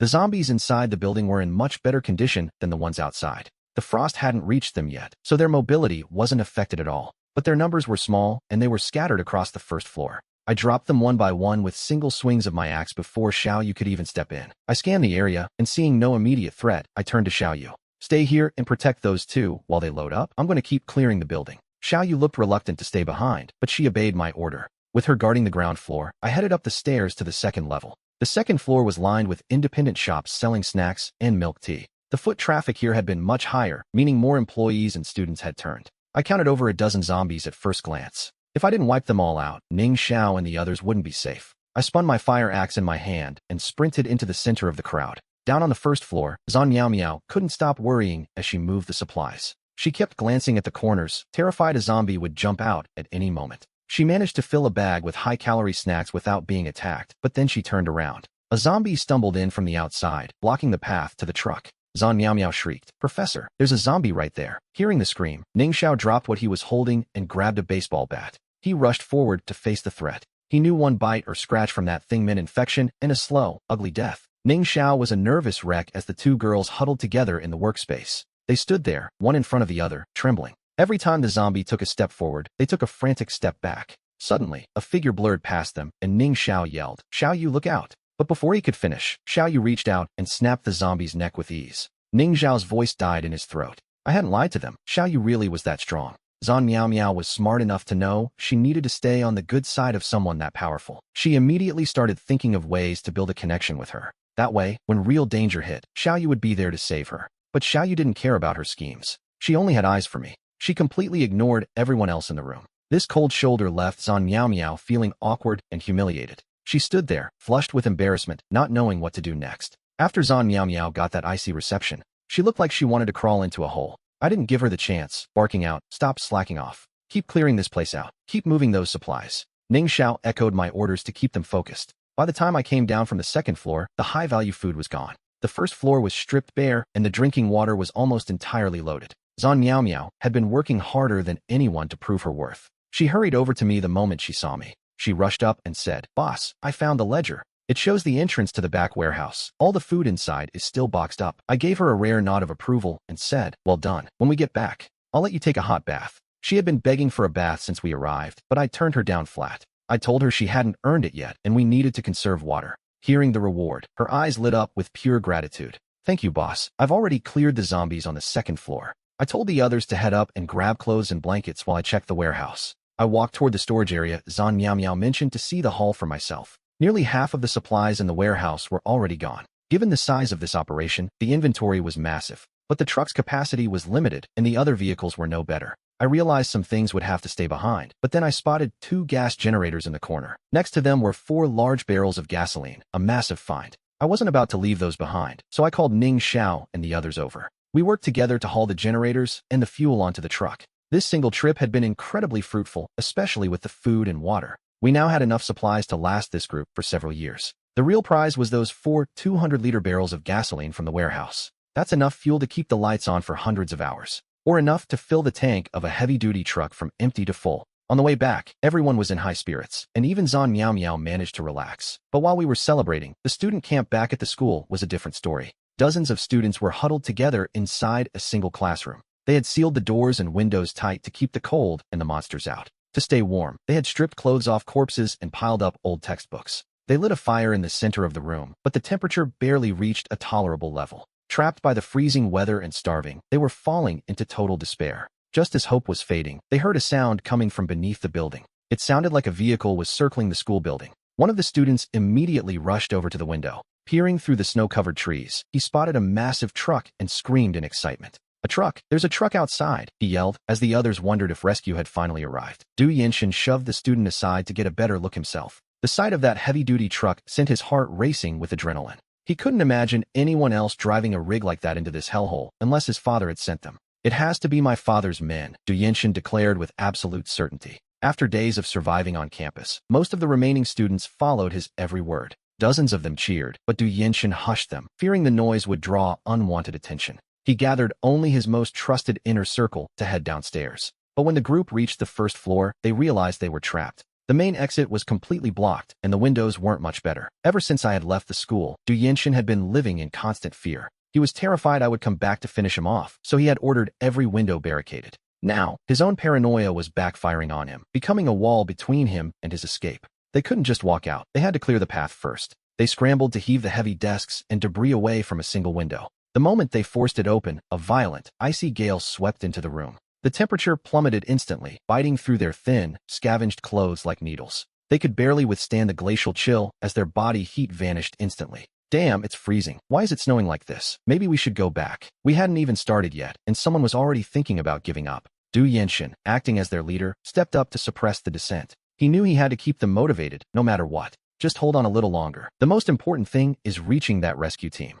The campus is huge. If they don't see us, they'll leave, and then we're truly screwed." He told them the truck would have heaters, winter clothes, and hot food waiting. "Don't you want that?" he asked, using his silver tongue to manipulate them. With his empty promises, Du Yinshin successfully rallied their spirits. Their morale restored, the students began jumping out one by one. They scrambled through the open window and into the snow. They moved quickly toward the heavy truck, but I hadn't parked it for them. I had pulled up right in front of the shelter, where Zan Miao Miao and the others were waiting in down jackets. They were busy moving supplies from the truck bed into our new home. Zan Miao Miao stopped to rest and spotted a blurry figure in the distance through the snow. Her first thought was that it had to be a zombie. In this lethal cold, she assumed no living person would be out wandering. She immediately found me and reported what she had seen moving in the whiteout. "It's nothing," I told her. "Keep moving the supplies and leave the rest to me." I looked over at Xiaoyu and then back at the approaching figure. Zan Miao Miao stood there, watching me closely. She felt a surge of security just being near me and stopped worrying. The initial panic she felt completely vanished. She went back to moving supplies while Xiaoyu and I stayed on high alert. With my sharp observation, I immediately noticed something was off. That thing wasn't a zombie. Zombies don't hunch their shoulders against the cold. Even so, I didn't get nervous because I knew the truth about this world. The scariest thing in the apocalypse isn't the undead or the weather, it's the human heart. In my past life, I saw survivors form gangs just to rob people like me. If your shelter isn't hidden and you have food, you're just a target for your neighbors. As they got closer to the house, I finally recognized their faces. It was Du Yinshin and his group of pathetic followers. I relaxed instantly. Right now, they're just weak college students. Du Yinshin looked at me in shock and stammered, "How can it be you?" He stared at the massive truck and asked, "Is this heavy truck actually yours? If it's not mine, did you think it was yours?" I mocked him with a sneer. "Impossible," Du Yinshin blurted out. "How could you have something like this?" One of his lackeys leaned in and whispered something in his ear. He realized the supplies we were moving came from the school supermarket. He confirmed it was true. The supplies even had the store labels on them. The rest of his group started looking excited and greedy. They were offended that I had moved their stock without permission. To them, that supermarket was their personal pantry. They acted like everything I had belonged to them, and one stepped forward. He shouted a reprimand, claiming these goods were a gift from God to them. "These are ours. You have to give them back right now," he demanded. "And this house too. Since it's on school grounds, it belongs to us." The school owns this property, so you need to pack up and leave. After living in a drafty classroom with wind blowing through the cracks, it was only natural for people to get desperate. They were drowning in envy looking at my safe house. But Du Yenshin was the greediest of them all. His eyes were locked on my heavy truck, worth tens of millions. A nobody like you couldn't own this. You must have found it abandoned. I stood there watching the crowd in front of me as they kept screaming. They acted so self-righteous, but to me, they just looked like clowns. Did they really think being loud and numerous gave them some moral high ground? I pulled out the truck keys and tossed them lightly into the air. Du Yenshin's eyes followed the keys, then shifted to the fire axe gripped in my hand. He realized then that things weren't going to be that simple. The man inside the car started shouting at me. There are only 5 of you, and 4 are just women. We have 10 men right here, and 20 more are waiting back at the school building. I suggest you hand everything over quietly to avoid any unnecessary conflict. They were looking down on the women, so I decided to give them a chance. If any of you can beat her, I'll hand it all over with both hands. I pointed toward Che Xiaoyu, and Du Yenshin agreed immediately. Deal. Ironhead, you're up. The man he called Ironhead was a massive, muscular brute with bulging arms. Compared to him, Che Xiaoyu looked like a helpless child. Ironhead grinned, his facial fat bunching up as he stepped forward. Take this seriously, Xiaoyu, I said calmly as she walked to the center. She stood there in silence, staring blankly at the mountain of meat approaching her. Ironhead looked down at the delicate girl and flashed a lecherous smile. Little sister, you're a real beauty. Call me big brother, and I might go easy on you. The whole group burst out laughing, convinced she didn't stand a chance. Suddenly, Xiaoyu's eyes flashed with a predatory red light as she lunged. Ironhead didn't even take her seriously, lazily raising a hand to swat her away. He lazily extended his massive hand to strike her down. That hand alone was as large as Che Xiaoyu's entire head. How could a girl like her possibly win this? The air felt heavy with anticipation. Xiaoyu stood perfectly still, looking as if she were paralyzed by fear. Some of the onlookers closed their eyes, unable to watch a young girl get crushed.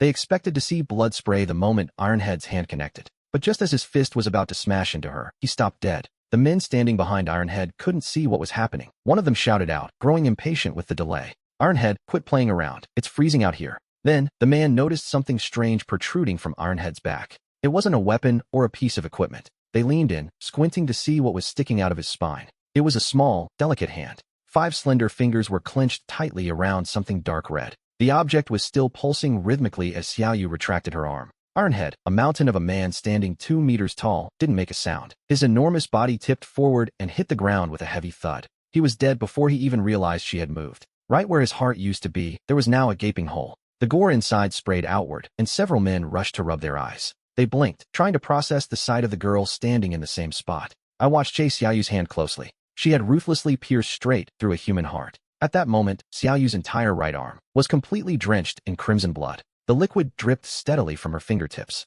staining the pale ground beneath her feet. The bright red against the white snow was a sight I won't soon forget. She looked hauntingly beautiful, yet utterly terrifying. Monster, she's a monster, someone finally gasped. The crowd finally snapped back to reality. They let out cries of pure terror. Piercing a chest with bare hands was simply impossible for any normal human being to achieve. Du Yenshin's men, who relied on safety in numbers, lost their courage and bolted. The once powerful and arrogant Du Yenshin became a man standing all alone in an instant. It wasn't that he didn't want to run, he just realized he couldn't. He discovered, to his horror, that his legs had turned to jelly. Damn it, damn it, damn it, he cursed repeatedly, his head whipping around in a panic. He screamed at the backs of his fleeing students, begging them not to leave him behind. But they didn't listen. They only ran faster, leaving Du Yenshin to hiss, "You untrustworthy bastards. When I get back, I'll teach you all a lesson," he growled, but he didn't realize the truth. He wasn't going back. Du Yenshin's entire body went stiff as he turned around. I was already there, gripping a fire axe and walking slowly toward him. "Brother, have mercy," Du Yenshin pleaded, trying his old, foolproof tactics.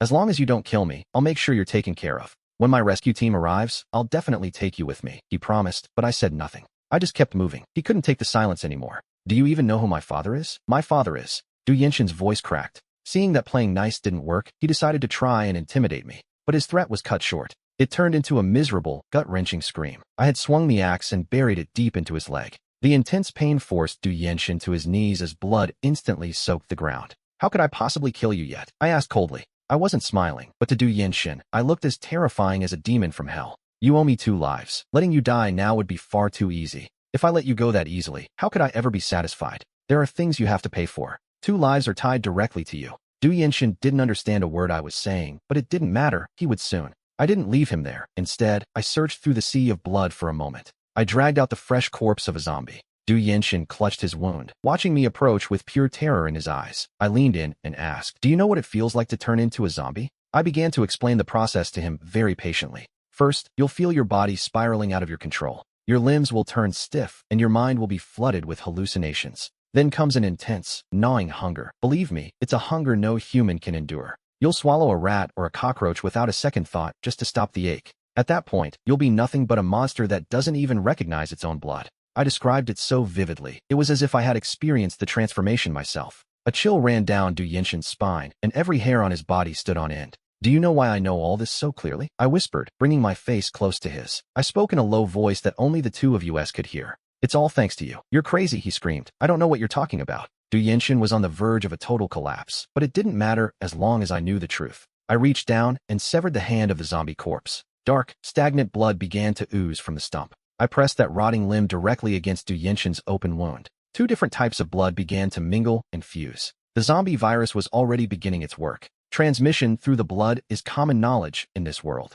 Du Yenshin scrambled backward, desperately trying to save himself. He clawed at the ground, trying to crawl away from me. I didn't rush. I just followed him slowly, step by step. 2 minutes passed, and his humanity began to fade. The man known as Du Yenshin was being erased from existence. His frantic movements grew heavy and sluggish. His coordination was failing him. I looked down at him and sighed. "I thought you'd last a bit longer." I felt a flicker of genuine regret. I knew exactly how agonizing those final moments of consciousness were. The longer he resisted, the sweeter my revenge would have tasted. Suddenly, Du Yenshin's pupils turned a violent, bloody red. He lunged forward with a guttural growl, snapping at my leg. I dodged him easily, whispered, "That's one life," and raised my fire axe. I brought the axe down on Du Yenshin's head once, twice, 7 times, 8 times. Every strike was fueled by a lifetime of resentment. The rage inside me finally began to vent, bit by bit. The blade kept falling until Du Yenshin's head was barely attached. He was gone. I had hacked him until he was completely unrecognizable. I finally stopped, panting, and whispered, "That's the second life. We're even." "Brother Chinua, are you okay?" Ning Xiao asked, glancing nervously at the remains. She looked at me with deep concern, and honestly, I couldn't blame her. I must have looked terrifying, like a man possessed by madness. There's a difference between killing a zombie and watching a living person get butchered. Zhang Miao Miao and Anzio were so terrified they hid inside the safe house. Only Ning Xiao stayed by my side, checking to see if I was still there. "I'm fine. I'm actually doing great," I told her, my voice steady. Seeing that I was still lucid, Ning Xiao let out a long breath of relief. She realized there must have been a deep, dark history between me and that man. Ning Xiao gave a bitter, self-deprecating laugh. She wondered when she had become so indifferent to the loss of human life. Before the apocalypse, she never would have accepted such a brutal act of revenge. But then she thought, he saved my life. If he's a demon king, I'll be the little demon by his side. System, favorability +10. I was momentarily stunned by the notification. Ning Xiao's favorability had jumped to 65 points. She had crossed the line from friendly to liking me, and I was still a bit confused. My tone softened as I looked at her. I told her to keep directing the others to transport the supplies. "Where are you going?" Ning Xiao asked as I turned to leave. "There are some stragglers left, and I won't be at peace until I eliminate them," I replied. I headed toward teaching building number 33. Inside that building, the students who had heard the radio broadcast were waiting. They crowded the windows, staring anxiously into the distance. Finally, they spotted the team returning. The students began to scream with excitement. "They're back. We're saved," they shouted, though the more observant ones noticed something was wrong. 2 people were missing, and the survivors looked like they were being hunted. They were acting as if a monster was right on their heels. That realization poured a bucket of ice water over the cheering crowd. Instinctively, they all turned to look at Su Yulan. She was beautiful and kind, always helping everyone without hesitation. She had earned the absolute trust of every student in the camp. Because of that, whenever Du Yenshin wasn't around, she was the one in charge. These students were under her spell. They only listened to Su Yulan's orders. She thought for a moment and said, "Let's go downstairs to meet them and find out what's happening." The 20-plus students remaining in the classroom followed her out. They reached the first floor just as the 9 survivors scrambled through the window in a pathetic state. Su Yulan took one look at the group and realized someone was missing. She didn't see her boyfriend, Du Yenshin. She frowned and asked, "Where is he? Why didn't he come back with you?" The 9 survivors collapsed on the floor, gasping for air and glancing at each other in silence. None of them dared to tell the truth. They couldn't exactly admit they abandoned Du Yenshin to save their own skins. The man with glasses, who was among them, adjusted his frames with a guilty look. He stammered, "Young Master Du, he was left behind by that outsider." Chen Luo's face immediately flashed through Su Yulan's mind. Confused and anxious, she pressed them. "What exactly happened? Weren't you meeting the rescue team?" All 9 of them started shouting their explanations at once. "We were tricked. He was murdered. A monster killed him." Based on their frantic lies, Su Yulan finally pieced together a version of the story. So you're saying this outsider showed up with a heavy-duty truck and a monster? She asked. And that the monster killed Iron Head while they took Du Yinxin by force? Yes, they all cried in unison. Something was wrong. This story was full of holes. Su Yulon didn't believe a word of it, but the fact remained, Du Yinxin was gone. Inside, she thought, if he's in their hands, I have to go out and get him back. She started to head out, but the others tried to stop her. The man with glasses couldn't convince her to stay in safety. Su Yulon was determined to play the hero. She still refused to believe I was a cold-blooded murderer. In her eyes, even if I seemed detached, I wasn't a monster. She thought I was risking my life to save Professor Wen-Ning. She assumed that meant I had a good heart deep down. What she didn't realize was that saving the professor was just a business transaction. I only saved her because she was worth the effort. Don't worry, nothing will happen to me, Su Yulon told her students. But just as she finished speaking, a loud, melodic song began to blast through the air. The music was deafening, and the students looked around in a daze. They looked up and realized it was coming from the campus radio speakers. Panic set in instantly as the realization hit them. That music was going to draw every zombie in the area straight to them. The crowd descended into chaos, screaming for someone to break the speakers. I watched from a distance, ready to make my move. Someone scrambled across the room in a panic. They grabbed a broom and started jumping desperately to hit the speaker. But they kept falling short, unable to reach the source of the noise. I can't reach it. Grab anything you can find. Su Yulon was the only one in the room who hadn't lost her head. She screamed at the top of her lungs. Hitting the speaker is useless. There are 4 more floors with speakers on every level. We have to get to the broadcast room. But the hallway was no longer the safe passage it used to be. It was pure chaos out there, filled with the sounds of crashing and banging. The screams of the terrified students echoed through the halls. The blaring music drowned out Su Yulon's voice completely. With no other choice, she decided to head to the 5th floor broadcast room alone. When she reached the 3rd floor, she found the stairs completely barricaded. She didn't have time to clear the debris and had to climb over the pile of desks and chairs. She had to kill the power before the zombies breached the building. In her desperate rush, Su Yulon's foot slipped through a gap in the furniture. A sharp, searing pain shot through her leg, making her gasp for air. She looked down and saw a jagged table leg had sliced right into her. A 5-centimeter gash opened up on her calf, and blood began to pour out. Her leg was stained red, but there was no time to stop and bandage the wound. Su Yulon gritted her teeth and forced her leg out of the gap. She struggled upward, reaching the 4th floor where the hallways were crawling with zombies. The monsters were drawn by the speakers, swarming the area just like they had on the 1st floor. Su Yulon stayed low, moving in total silence to slip past the horde. She finally cleared the 4th floor stairs and reached the broadcast room on the 5th floor. She reached for the handle and realized the door wasn't even locked. She pushed it open and stepped inside. A man sat there with his back to her, one leg resting casually on the desk. The broadcast station was humming right next to him. He heard the door and spun his chair around, looking at Su Yulon with a mocking, interested grin. Su Yulon didn't have time to wonder why Shen Luo was even there. She just screamed at him, "Shut it down. Turn off the broadcast right now. You're going to attract every zombie in the area," she warned, but he just replied, "That's the point." Su Yulon's eyes widened in pure disbelief. "Why would you do this? Don't you realize? This will kill everyone." "Exactly," he said. "It's what they deserve." Shen Luo gave her a deep, chilling look before turning to the window. Below them, the zombies had already surrounded the base of the building. They were frantically clawing at the doors and smashing against the glass. The barricades made of desks and chairs were the only thing left holding them back, and they were about to snap. Check the link for more information. "Nobody is innocent, not even you," I said, as Su Yulon ran out of time.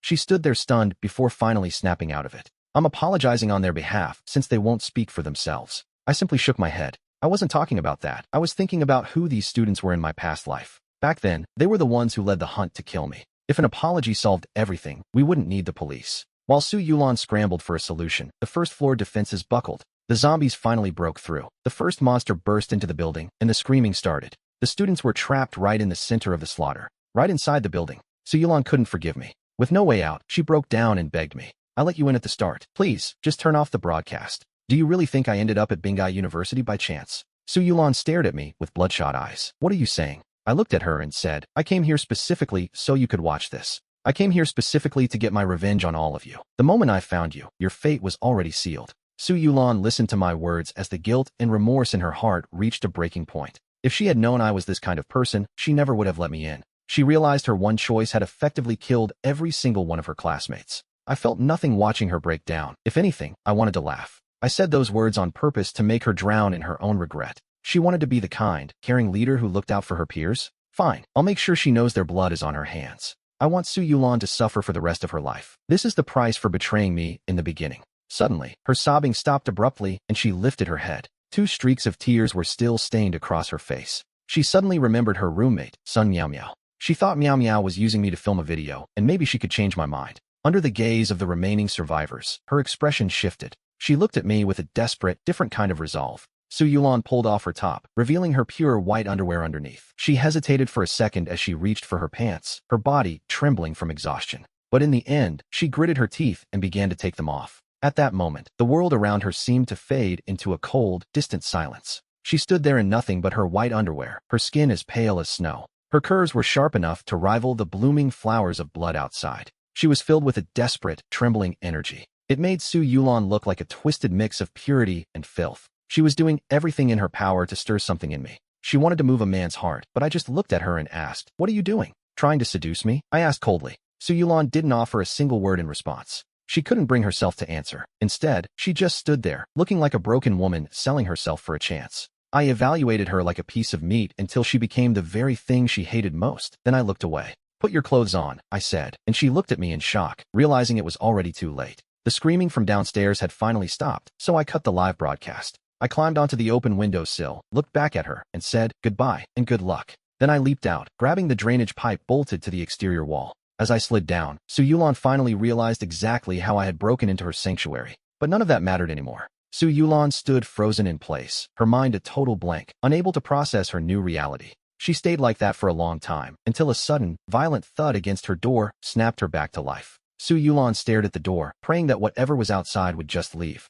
But the pounding didn't stop for a second, until the wood finally gave way. The door was kicked in, and a disheveled zombie crawled slowly into the room. "Xiaoying, is that you?" she whispered, recognizing the female monster in front of her. It was the same classmate Su Yulon had nursed back to health when she was burning up with fever. She had stayed by her side, caring for her with every bit of attention she had. But now, Xiaoying clearly didn't recognize her old friend. The creature lunged forward, forcing Su Yulon to retreat step by agonizing step. The room felt smaller with every second, the walls closing in on her. Her back hit the radio equipment, and she realized there was nowhere left to run. "Xiaoying, no, it's me," Su Yulon stammered, her voice trembling with fear. She was desperately trying to spark a single shred of humanity in those dead eyes. But it was useless. Xiaoying unhinged her jaw and snapped at her. Su Yulon had no choice but to throw up her arm to block the attack. Those jagged, rotten teeth sank deep into her flesh. The pain exploded through her arm, and in a blind panic, she shoved the creature with all her might. The force of her desperation actually worked. Xiaoying stumbled back, tripped over a fallen chair, and her head slammed against the floor.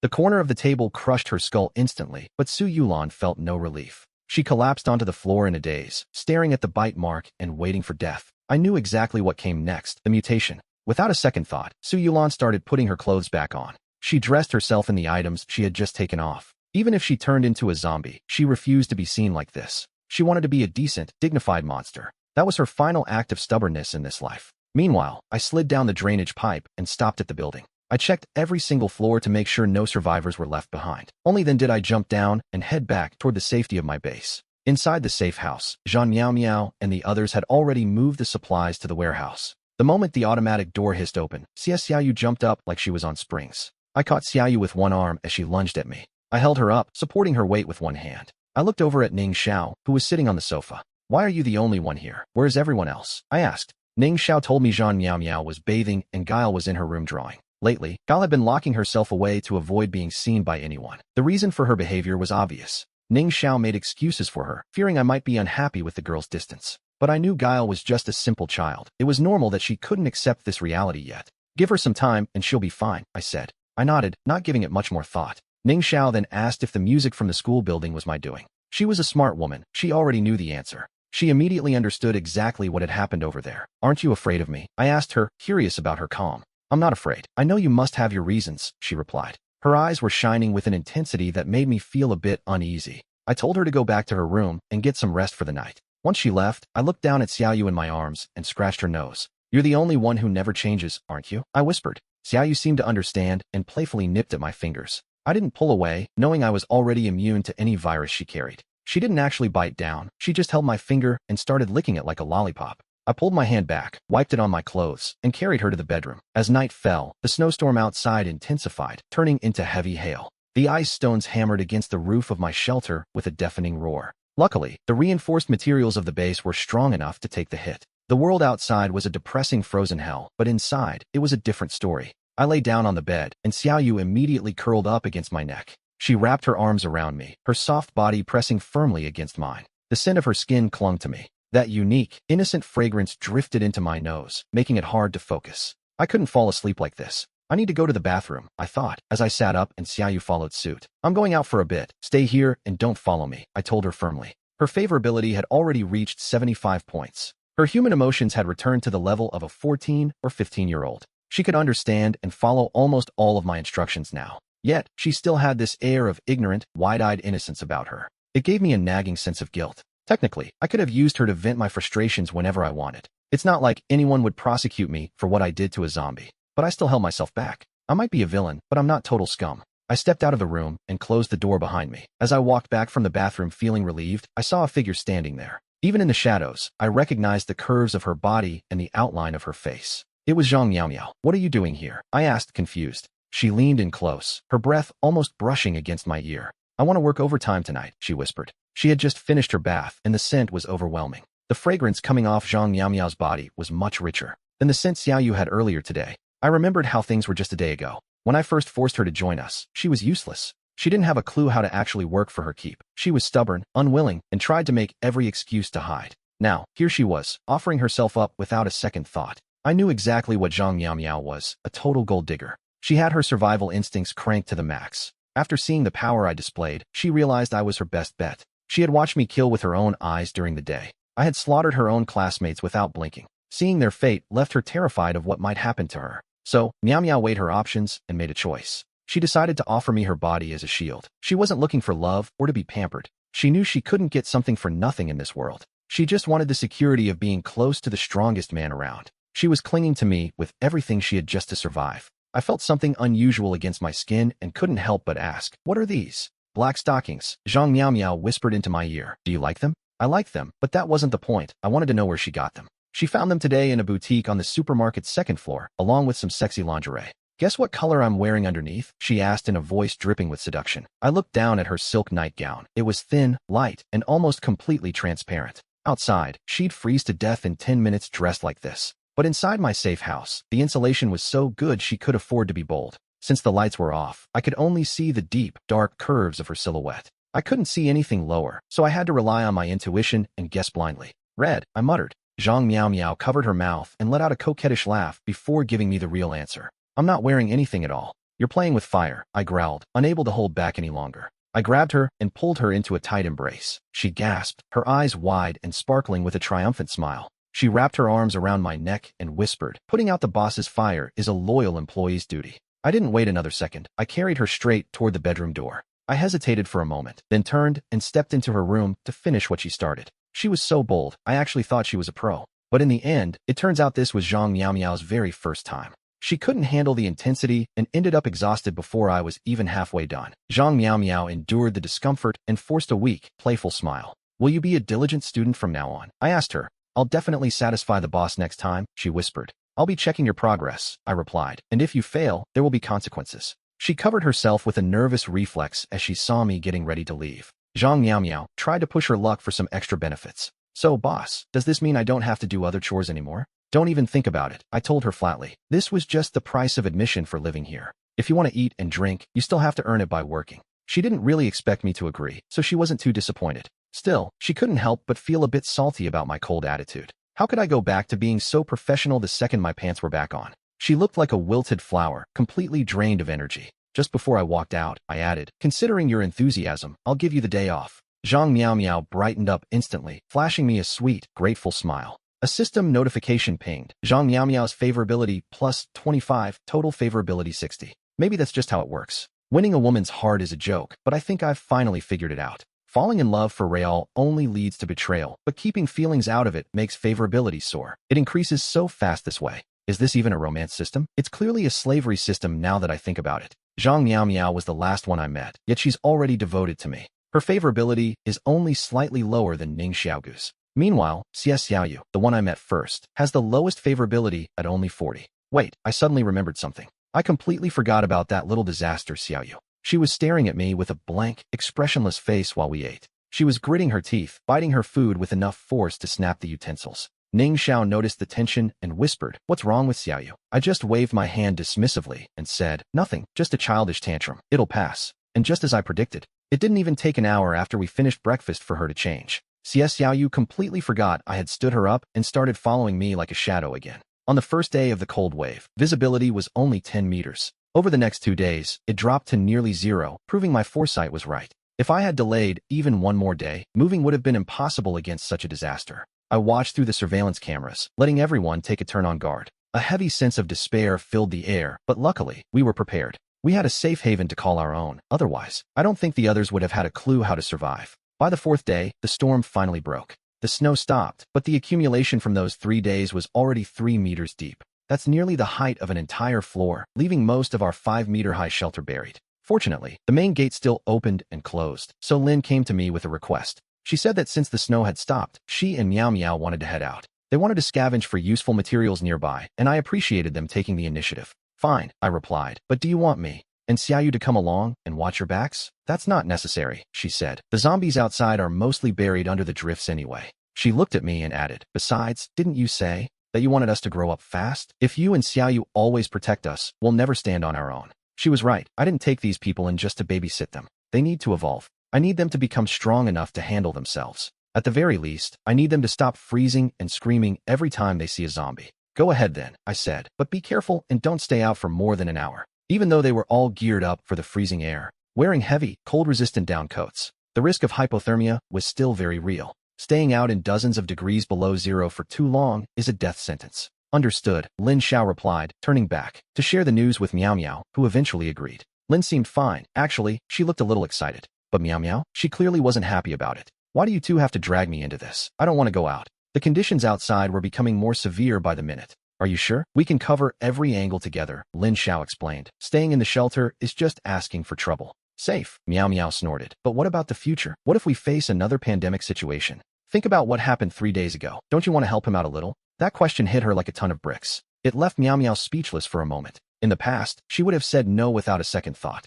But ever since that night, Meow Meow had started seeing things differently. She realized she was actually falling for me. Now, my face was the only thing on her mind. Xiao clearly saw something in the way Meow Meow looked at me. That's why she said it, though I didn't give it much thought. I just wanted to survive, and I would have interrupted her right then. That was the original plan, and after that day, things had mostly returned to normal. Meow Meow wasn't hiding from me anymore. But after witnessing the sheer cruelty of the apocalypse, and seeing just how fragile human life really is, she had matured and wanted to grow strong enough to fight back if her time ever came. Professor Lin, let's go. Don't bother her, I said, turning to leave. Seeing that the two of us were actually walking away, Meow Meow panicked. Hey, wait for me, she shouted, making Lin Xiao smirk and ask if she'd changed her mind.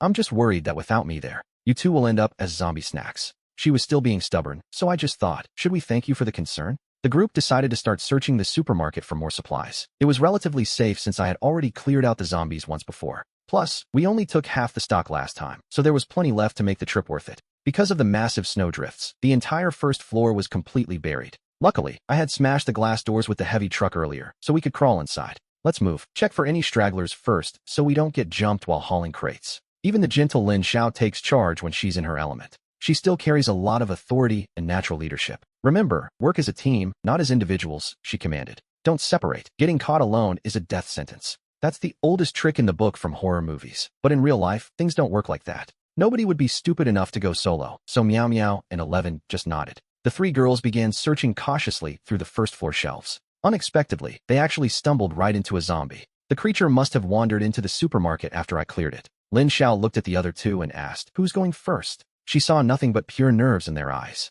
Forget it, I'll go first, she decided, stepping into her role as leader. After all, she had actually killed a zombie before, unlike the other 2. They didn't even know where to start, so she told them, watch how I do it. Lin Xiao took a deep breath, circled behind the zombie, and raised her bat. She swung with everything she had and sent the monster crashing down. But she was still just a woman, and it took several more hits to finish the job. That was amazing, Professor Lin. Meow Meow cheered. 11 joined in, clapping for her successful kill. Lin Xiao finally caught her breath. Hitting this specific spot is the only way to kill them. You have to crush it completely to make sure they stay down. Do you both understand? She asked firmly. We understand. The 2 girls replied in unison, ready for the next one. 11 nodded her head just as I made my way back to them. I looked at the 3 of them, seeing blood splattered across their clothes and faces. Despite the mess, their expressions were filled with a new sense of excitement. I wasn't going to tell them, but I was impressed. They were carrying a mountain of supplies, so I knew the harvest had been good. How did it go? I asked, and they all shouted great at the same time. Good, but don't get cocky just because you killed a few zombies. I told them it was time to head back to the base. Go inside, take a hot bath, and try to relax. I watched them enter the safe house cheerfully before turning toward the faculty building with Xiaoyu. I had a specific goal in mind for this trip. What I just told the girls reminded me that as long as we aren't immune, the risk of infection is always there. To eliminate that danger, I need to find a way to neutralize the virus entirely. I need to obtain the vaccine from a female zombie, which is actually the easiest version to get. And I know exactly where to find a female zombie that meets the right criteria. I checked the system interface. Speed solution number 37. The faculty building, once packed with students and survivors, showed no signs of life. I was the only one brave enough to step foot inside. After slipping through the window, I immediately crouched low to the floor. I hadn't forgotten that this building was a literal nest, crawling with zombies in every direction. Even with Xiaoyu by my side, I'm not immune to the virus yet. In a space this cramped and narrow, I couldn't guarantee we'd make it out without a scratch. I had to be cautious, but something felt off about the silence. The entire building was eerily still. Not a single groan or dragging footstep could be heard. I poked my head out from the classroom to scan the area. I was shocked to see the entire hallway carpeted with corpses. Something was wrong. Not a single one of these students had turned into a zombie. I stepped forward and flipped over the nearest body to inspect it. I peeled back the eyelids to check for signs of infection. It was clear they had turned into zombies first, and then they were systematically slaughtered. The cause of death was a snapped neck. Could other survivors have done this? Benet University has more than just this one teaching building. Maybe there are survivors hiding in another block that I don't know about yet. But looking at the angle of this zombie's snapped neck, the sheer strength required for this wasn't something a normal person could do. I flipped over several more corpses, and the cause of death was identical every time. Infected first, then a broken neck. Damn it, was he killed too? I remembered my mission, grabbed Xiaoyu's hand, and sprinted up the stairs. I finally reached the door of the broadcasting room on the 5th floor. I kicked the door open, and the first thing I saw was a body slumped on the floor. Judging by the silhouette, it was clearly a woman. I didn't make a sound and rushed forward to check. As I got closer, I realized the corpse wasn't Su Yulan, and I let out a breath of relief. But at the same time, I was genuinely confused. Why wasn't Su Yulan here? Did she manage to escape? No matter how hard I tried, I couldn't find a logical explanation.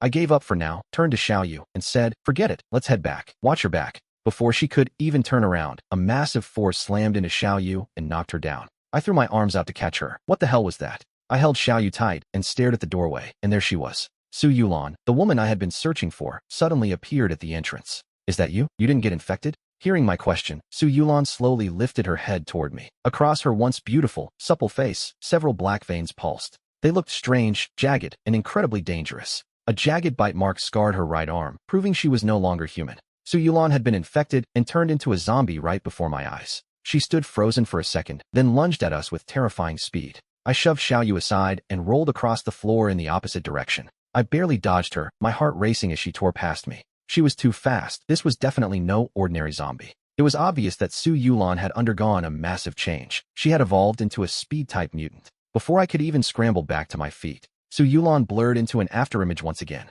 I braced for her to hit me and rolled away awkwardly to create space. But to my horror, I realized I wasn't her target at all. It was Xiaoyu. Xiaoyu was still dazed when Su Yulan grabbed her by the throat and hoisted her up. I let out a desperate, guttural scream as I saw her grip tighten. At the sound of my voice, something inside Xiaoyu seemed to snap awake. Her gaze turned sharp as she reached up and seized Su Yulan's hands. Xiaoyu broke Su Yulan's grip with ease, causing a flicker of confusion to cross the monster's face. The zombie even tilted her head in a strangely human way. She couldn't seem to grasp that Xiaoyu's strength was now far superior to her own. Xiaoyu didn't give her time to process it. She grabbed Su Yulan's arm and hurled her across the room. Su Yulan slammed into the wall and slumped to the floor just as a notification pinged in my mind. The system message finally arrived. Name, Xiaoyu. Identity, college student. Status, power mutation. Affinity, 90. The system confirmed her strength wasn't a fluke. Initial reward, 100 kilograms of raw meat. First kiss reward, pending. Potential rewards, zombie virus vaccine and elite essence elixir X1.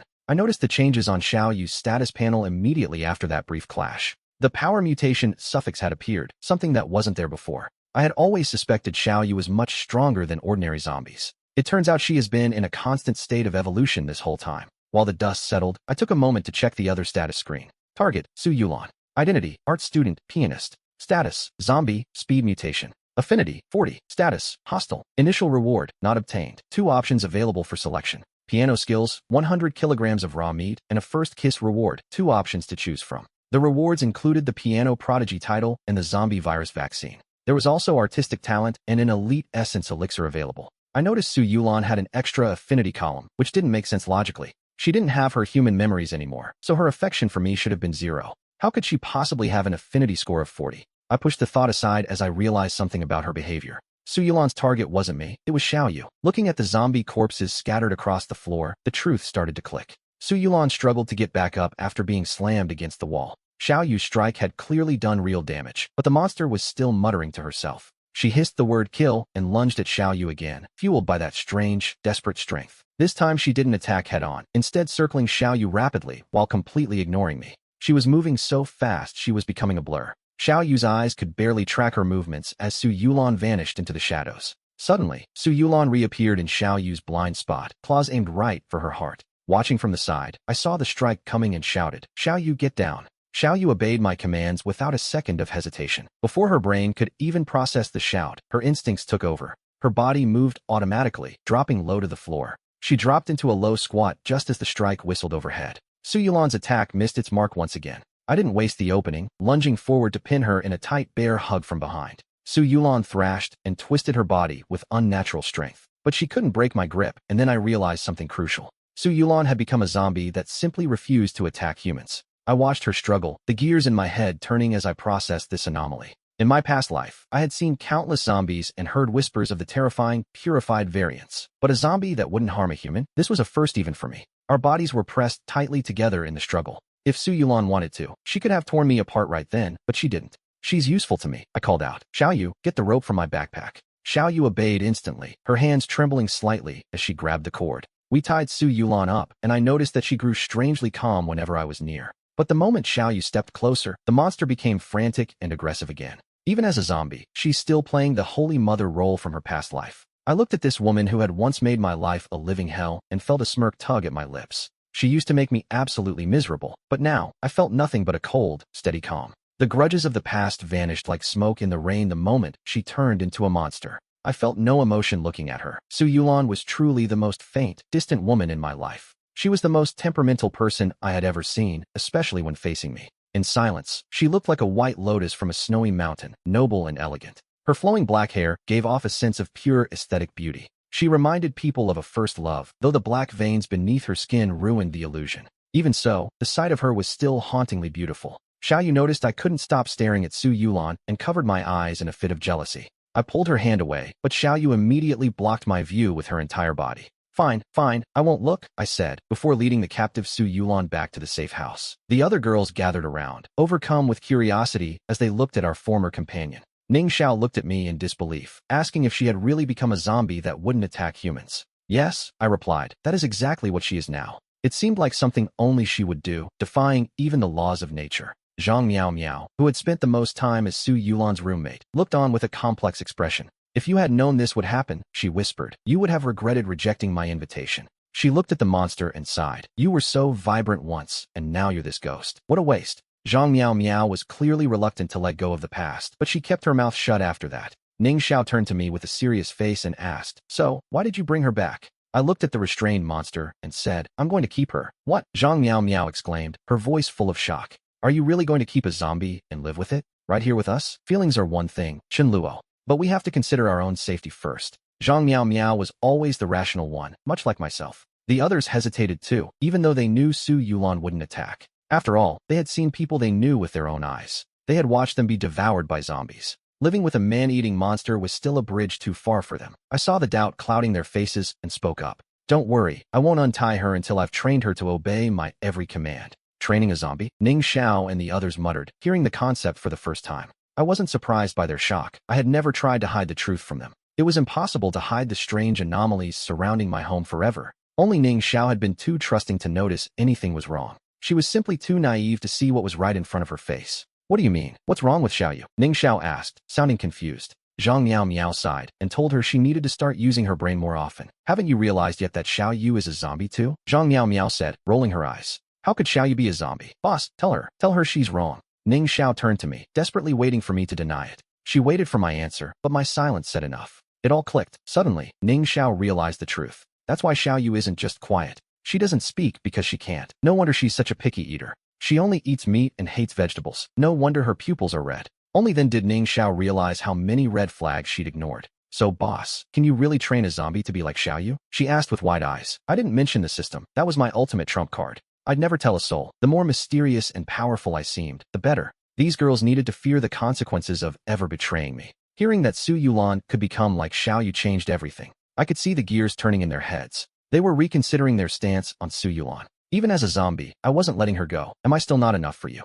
I asked sarcastically. Zhang Miao Miao's face flushed red as she remembered her earlier breakdown. She bit her lip and muttered, we just didn't have experience then. Next time will be different. Another girl stood nearby, listening to every word we said. Her eyes went wide as saucers and her jaw dropped. She was completely stunned. Ning Xiao, however, was focused on something else entirely. She looked like she knew exactly what was happening. She was perfectly calm. I told everyone to get back to work and dismissed the crowd. For Su Yulan's initial reward, I chose the 100 kilograms of beef. As for that first kiss reward, I looked at Su Yulan standing there like a statue. Xiaoyu was watching her like a hawk, her eyes full of hunger. I decided to wait until her affection level hit 60 before trying anything. After the group split up, she went looking for Zhang Miao Miao again. Zhang Miao Miao saw her hovering at the door with a look of pure indecision. Just come in already, Zhang Miao Miao said. Your face is going to freeze like that. She summoned her courage and looked up. What you said in the living room. About what you and the boss did, was it true? About what? Zhang Miao Miao asked, playing dumb on purpose. You know, that. She was anxious, her modesty keeping her from saying it out loud. Oh that. Zhang Miao Miao nodded coolly. What about it? Does it matter to you? Shihi's hands were trembling so hard, she was practically shredding the hem of her shirt. Her face turned bright red. She just wanted to find her mother. But the idea of doing that with a man, it terrified her. Zhang Miao Miao suddenly looked interested, her eyes sparkling with a hidden light. But before she spoke, she let out a long, heavy sigh. Well, we're stuck here. Do we really have a choice? She asked. Shihi took the bait instantly. So he forced you to do it? Shihi whispered, as Zhang Miao Miao's smile widened. Who took the initiative? What? Shihi asked, her mind racing with confusion. I had no choice, Zhang Miao Miao sighed. I did it so I wouldn't be abandoned. Shihi's heart skipped a beat, as if a trigger word had just been activated. Her voice rose, trembling with sudden emotion. But why would he throw you out? I'm useless, she continued. I don't have powers like your master or skills like you. She looked down at her hands, feeling the weight of her own perceived worthlessness. Zhang Miao Miao watched her, knowing exactly which buttons to push. She let the silence hang in the air for a moment, letting the fear sink in. Drawing blueprints only has value in the short term, Zhang Miao Miao whispered. Once the designs are finished, what then? Shihi grabbed Zhang Miao Miao's hand, her grip tight and desperate. Her expression was so pitiful it almost made Zhang Miao Miao soften her stance. But then she remembered how this girl's family had always looked down on her. Zhang Miao Miao's heart hardened instantly, her resolve turning to ice. Come closer, she whispered. I'll tell you exactly what you need to do. Shihi's face shifted from shock to melancholy before she finally gritted her teeth and nodded. After dinner, I sat with Su Yulan, carefully feeding her bit by bit. Even as a zombie, she ate with a slow, delicate grace that was the polar opposite of Xiaoyu. That's when Zhang Miao Miao approached me and said, Boss, I want to work overtime. My hand trembled so hard I nearly dropped the rice bowl, but I just nodded and headed for the room. To your room later. Understood. Miao Miao walked away, her hips swaying with a practiced elegance. That night, it didn't take much effort to trick Xiaoyu so she wouldn't follow me. I snuck out like a thief and headed to Zhang Miao Miao's room, which was pitch black. The lights were off, and Zhang Miao Miao didn't come to the door to greet me. Instead, she was lying in bed under a thin blanket, the shelter's heat making anything thicker unbearable. The exquisite curves of her figure were clearly visible beneath the fabric. We're this close, and you're still acting shy, I muttered. I didn't even take off my clothes. I just lifted one side of the blanket and slid inside. The moment my cold skin touched her body, I felt like a human being again. She was so warm I could practically feel the air around her heating up. I felt her body trembling slightly against mine. Wow, you're already naked, are you really that? Impatiently waiting for me. My hand wandered over her body at will, the soft sensation making me want to keep going, though it felt like her size had somehow shrunk a little. In another room, Ning Xiao felt completely helpless as she stared up at the ceiling. Shihi was the one occupying most of the bed, having swapped places with Zhang Miao Miao. Shihi kept praising Ning Xiao's beauty and chest size, wondering if that was why I liked her. Because the boss is a man, Shihi whispered, and men like things big. Ning Xiao pushed her away gently and told her to stop talking nonsense. I'm not joking, Shihi replied. Haven't you noticed the boss staring at your chest? She let out a mischievous little laugh. Feeling a bit smug, Ning Xiao turned over and said she was going to sleep. Meanwhile, back in Zhang Miao Miao's room, I was busy doing exactly what Shihi had described, but I wasn't just using my hands. The woman beneath me let out a sharp, pained cry as I moved. I rolled over, got out of bed, and flicked on the light. I froze when I saw the woman lying there. It was 11. Why is it you? I asked, completely blindsided. 11 couldn't even find the words to answer me.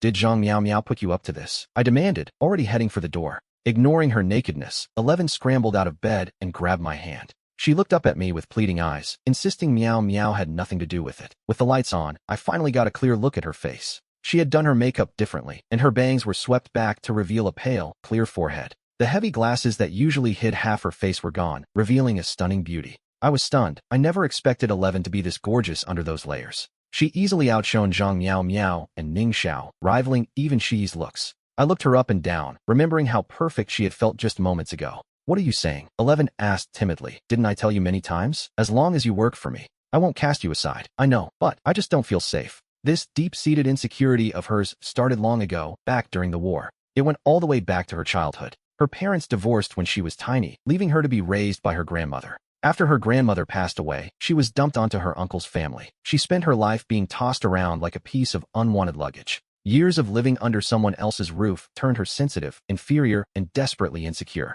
She lived in constant fear of being discarded the moment she lost her value. An unhappy childhood really can haunt a person for the rest of their life. Watching 11 sob so heart-wrenchingly, I felt a pang of pity and stroked her hair like a kitten. Listen to me, I said. As long as you don't betray me, I will never let you go. Really? 11 looked up at me, her eyes pleading for the truth. I promise, I replied firmly. Thank you, boss. She threw herself into my arms like a bird returning to its nest. At first, I just wanted to comfort her and understand her pain. But after a while, my body started to feel different. There was no helping it. I had a beautiful, naked woman pressed against me. I couldn't stop my natural reaction, and noticing it, 11 slowly backed out of my arms. Don't be scared, come back here, I said, my voice sounding thick and raspy. How can I come back like this? 11 asked, her voice trailing off into a daze. She looked down at the situation between us, then immediately tried to bolt. I grabbed her before she could get away and whispered, "We have to finish what we started." I wasn't going to let her escape now, so I pinned her down against the mattress. In that moment, I let my inner wolf take over completely. The next morning, Ning Xiao was in the kitchen wearing an apron, serving up a fragrant breakfast.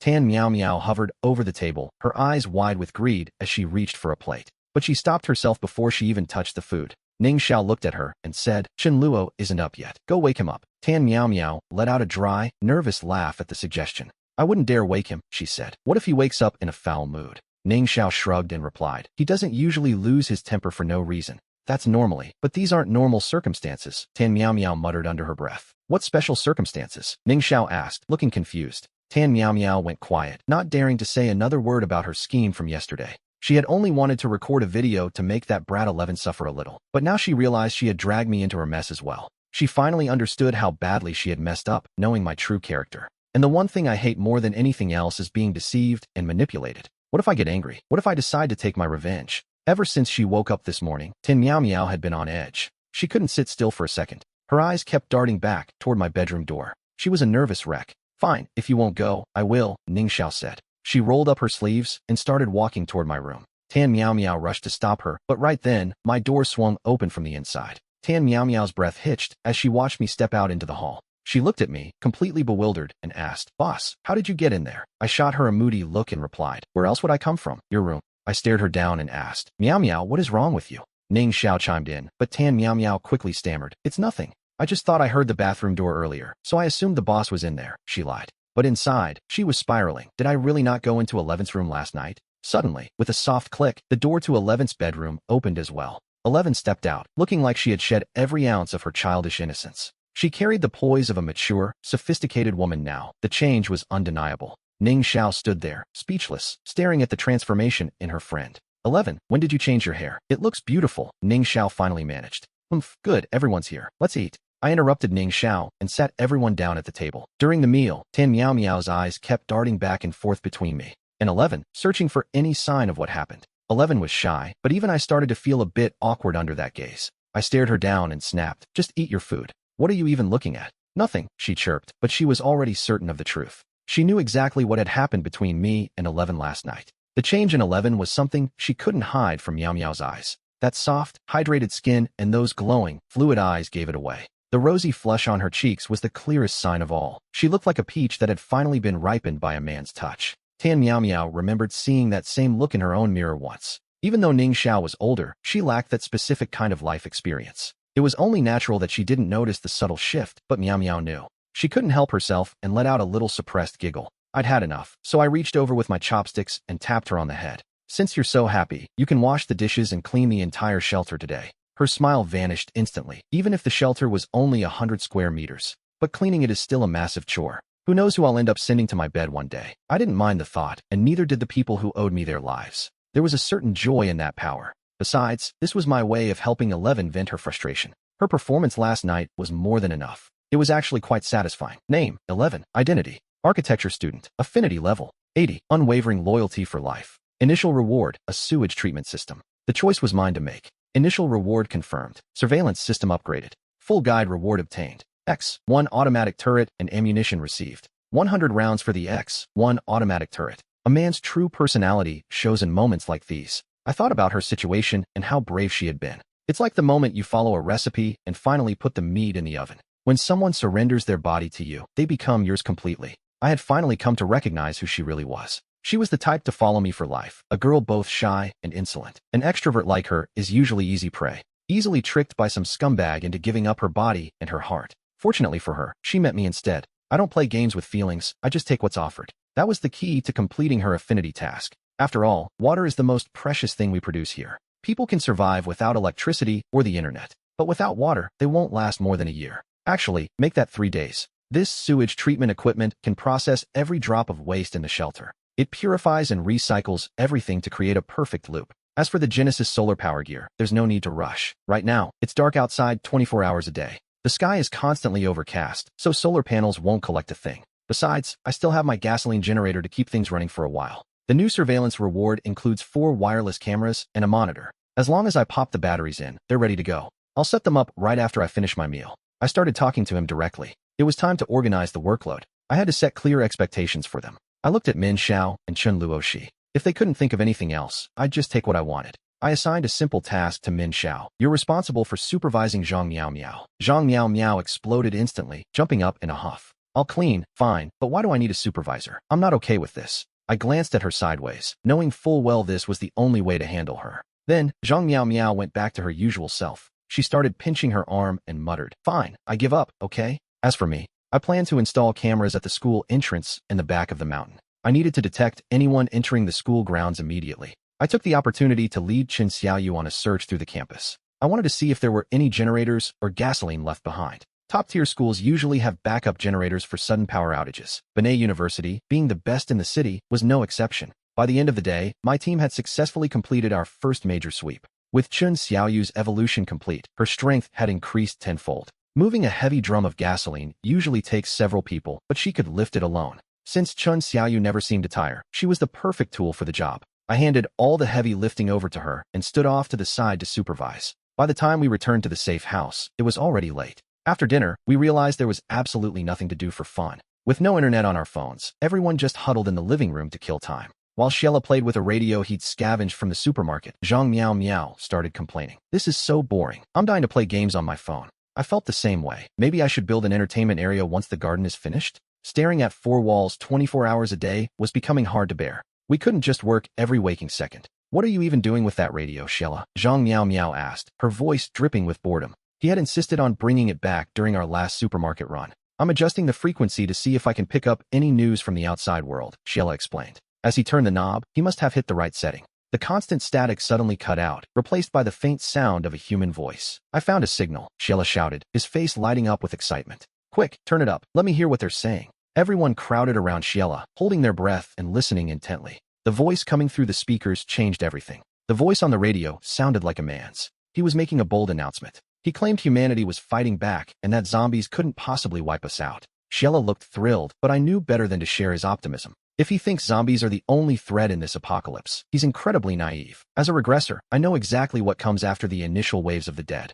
There are far worse crises waiting in the shadows. Other races have already arrived on this planet to fight for living space. They won't just ignore us, they will hunt humans like prey. In my past life, I heard of massive safe zones that vanished overnight. Having too many people isn't a blessing, it just makes you a bigger target. But I didn't want to crush their spirits or make them lose hope just yet. I decided to keep the truth to myself for now. "You two look so happy," I noted. "Are you planning on heading to that safe zone?" Sheila stole a quick glance at me, her eyes shimmering with a strange light. There was a deep, unspoken affection in her gaze as she answered, "I'm not going." She clearly felt that staying here with me was the only option that mattered. Zhang Miao Miao didn't overthink it either. She's always been a bit blunt and carefree. "I'm staying too," she chirped. "Think about it. With that many people, food will run out. It definitely won't be as comfortable as it is here," she added, leaning back contentedly. She's getting smarter and can understand our conversation now, but she still doesn't like to speak. Instead, she silently wrapped her arms around my right arm. She was expressing her loyalty through her actions, and seeing her so well behaved, I decided to reward her by gently patting her head.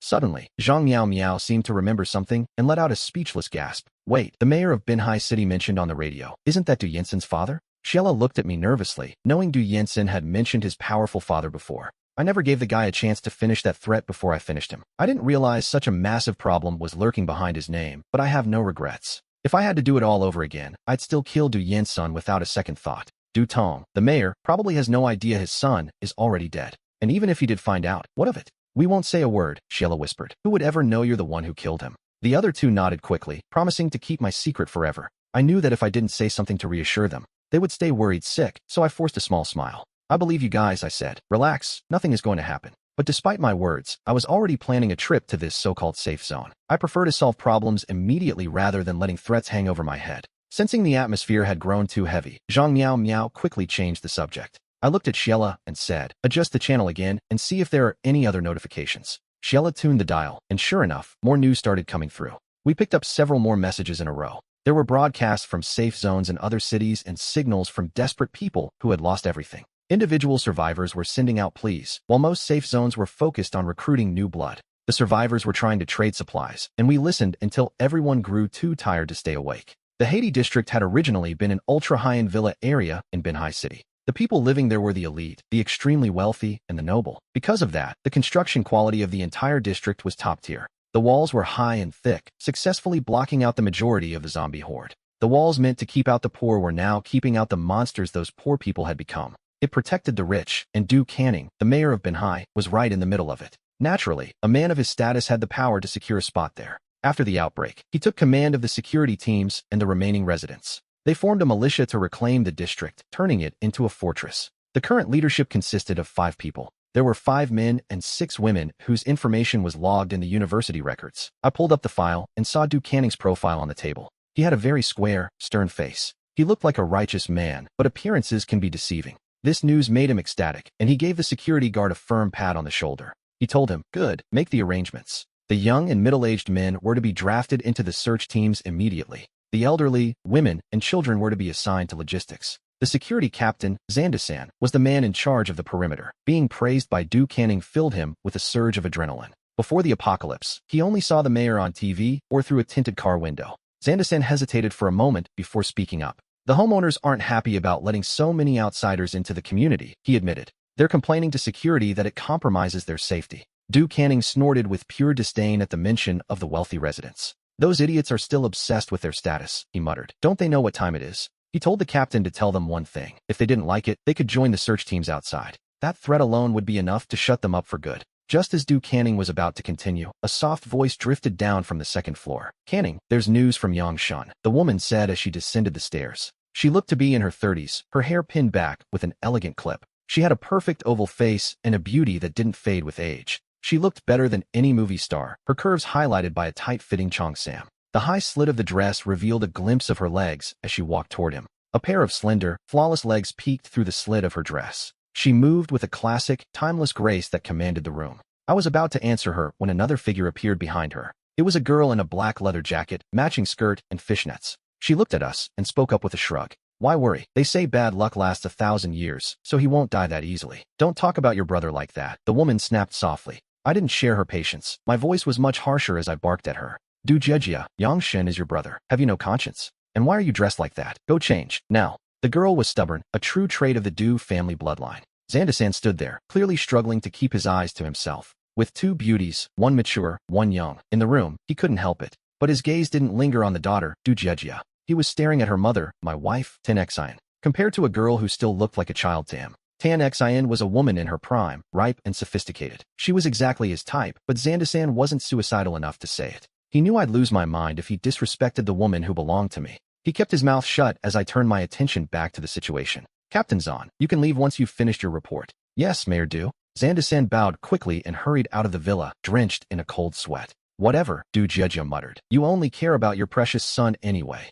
I've always had a bad habit of playing favorites with the people I like." I favored men over women, and I spoiled my only son, Yongshun, far too much. I never gave Du Jieja the time of day, and over time, Yongshun changed. He became more arrogant and dominant with every passing day. Meanwhile, Du Jieja grew more rebellious, but I didn't think I was the problem. Every time she talked back, I felt like I was losing face as the head of the house. You still dare to talk back to me? I warned. Go to your room right now and think about what you've done. Du Jieja let out an angry huff, turned on her heel, and stomped upstairs. Tan Xian was caught in the middle, stepping forward to try and keep the peace. How exactly did you raise this daughter of ours? I snapped, glaring at her. My eyes were cold as I stared her down. Does she even respect me as her father? I demanded, shifting the blame. I put the entire burden of her failed education squarely on Tan Xian's shoulders. Tan Xian was used to suffering in silence. She didn't argue, she just waited by my side. After a moment, I calmed my breathing and said, this can't go on. I've managed to endure it, and now things have finally stabilized. I already sent a team to Benet University to look for Yongshun.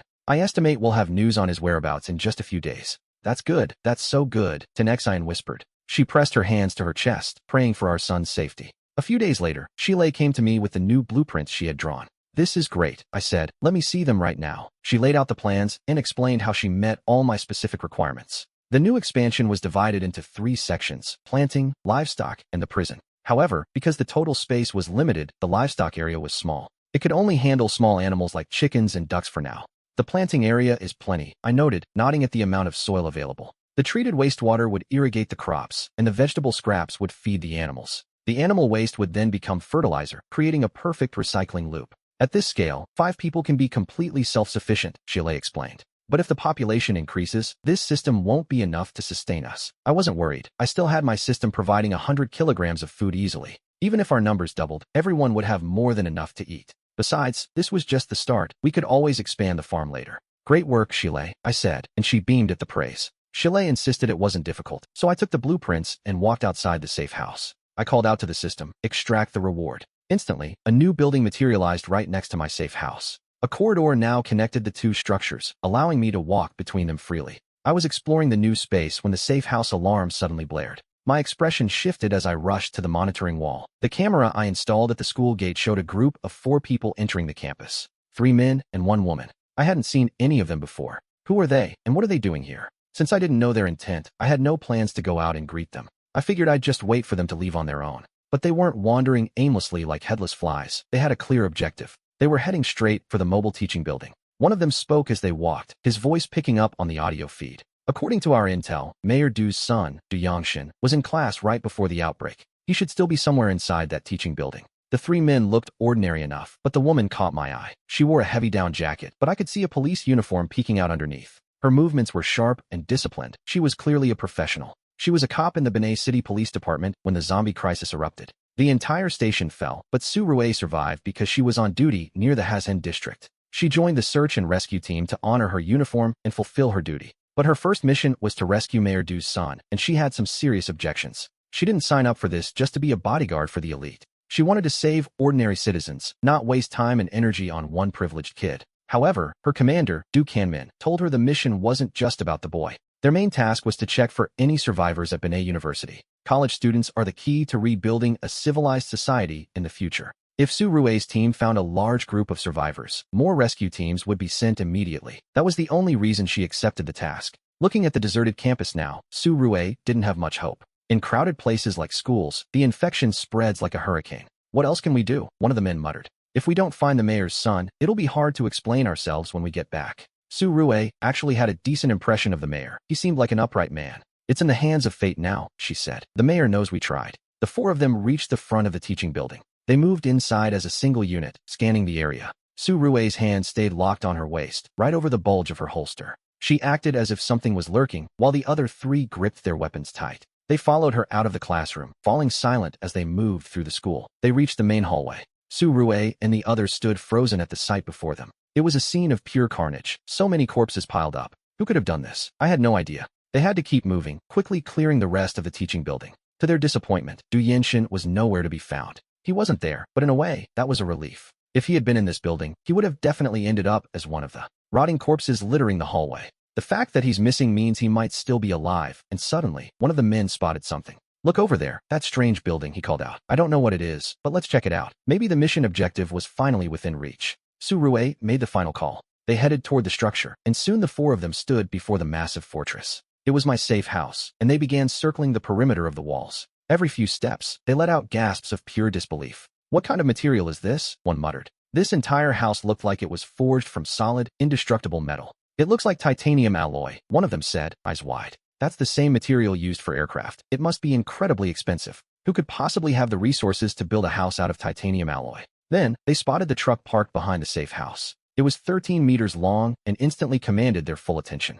A heavy-duty beast weighing nearly 4,000 kilograms, standing tall and imposing right in front of them. The sheer scale of it was shocking. While the others marveled at the exterior, Su-Rue focused on its utility. The current snow levels made travel nearly impossible for normal vehicles. The drifts were meters deep, with the bottom layers compacted into solid ice. It was a frozen wasteland. Even for people with powers, traversing this terrain was a nightmare. It had taken them 3 grueling days to get from the Haitian commune all the way to Binyé University. Because of the broken transport lines, everything was a mess. The rescue teams were forced to carry all supplies by hand. Efficiency was at an all-time low, but a truck like this changed everything. Only a heavy-duty machine like this could conquer the ice. Su-Rue thought, "If I could drive this truck, I could definitely save my family. I could save so many more people with a vehicle like this." Driven by that thought, Su-Rue ordered his men to check if the keys were inside. I watched their every move from inside the safe house until I couldn't take it anymore. The heavy titanium door creaked open, instantly drawing Su-Rue's attention. They looked up and saw a man and a woman stepping out. I looked quite young, and the girl beside me looked even younger. She looked like she had just reached adulthood, completely harmless. I spoke up, my voice cold. "Can I ask what you're doing around my truck?" Su-Rue stepped forward and asked, "Is this vehicle yours?" "That's right," I replied, watching him closely. Su-Rue pulled out a photo and held it up for me to see. "Are you a student here? Have you seen this person?" I looked at the photo and realized it was exactly who I guessed it would be. It was Du Yenshin. Naturally, I wasn't going to admit I'd seen him, let alone tell them the truth. I wasn't about to say that Du Yenshin's body was currently buried under the snow beneath my feet. I simply shook my head and said, "Never seen him." Su-Rue tucked the photo away with a look of regret. But compared to the mayor's son, he seemed far more interested in my truck. He circled back to the topic and asked, "Would you mind telling us where you got this?" I looked at him, acting surprised, and said, "You're the police?" One of his men answered before Su-Rue could. "That's right. Scared? Get real." I just laughed and looked at the 3 of them. The men were furious, cracking their knuckles and ready to teach me a lesson until Su-Rue stopped them. Su-Rue knew that in this world, the law didn't hold any weight anymore. So, he decided to try a different tactic, moral high ground. "Look, this truck is vital for us. If we had it, our mission wouldn't be this hard. Our search and rescue would be much easier, so I'm hoping to requisition it. But moral blackmail has 0 effect on me, and who says I'll ever get it back?" "Don't worry, I guarantee it on my honor as an officer," Su-Rue said, trying to win my trust. "We're from the Haitian district. You've heard the news, right? It's the safe zone led by Mayor Du. I can even take you there with us.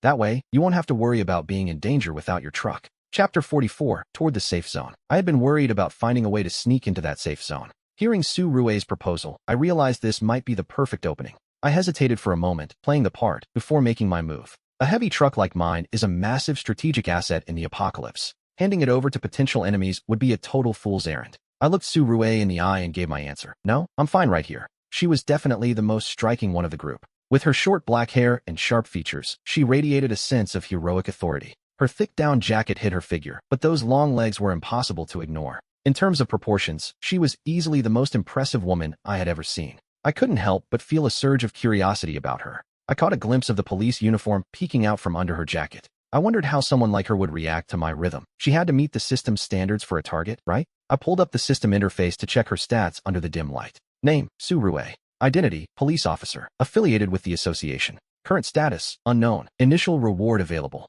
First kiss reward, 1 random firearm and 100 rounds of ammunition. Full conquest reward, a complete arsenal. Seeing that Su-Rue's rewards included heavy weaponry, I was beyond tempted. But then, one of the men in her squad snapped me out of my thoughts. "Officer Su, why are we wasting our breath on this guy? Just pull your gun. He'll hand over the keys the second he's staring down a barrel." The moment he mentioned she was armed, my eyes sharpened. I looked toward her waist, and sure enough, there it was. Right there, in that position, I noticed a discreet bulge. My mind raced, simulating every possible outcome if a conflict broke out. Looking at the 4 of them, the biggest threat was still the pistol at Su-Rue's waist. Controlling the weapon before she could draw, it was unrealistic. I realized I might have to take a shot just to buy time for Chessie. As long as Chessie could make her move, she could easily take down all 4 of them. But Su-Rue clearly didn't want a fight to happen. To her, I was just an ordinary citizen who lacked confidence. She looked at me firmly and said, "I won't draw a weapon on a civilian." She raised her hand to stop the others, her eyes flashing with wonder as she looked at Chessie. She thought Chessie was incredibly beautiful.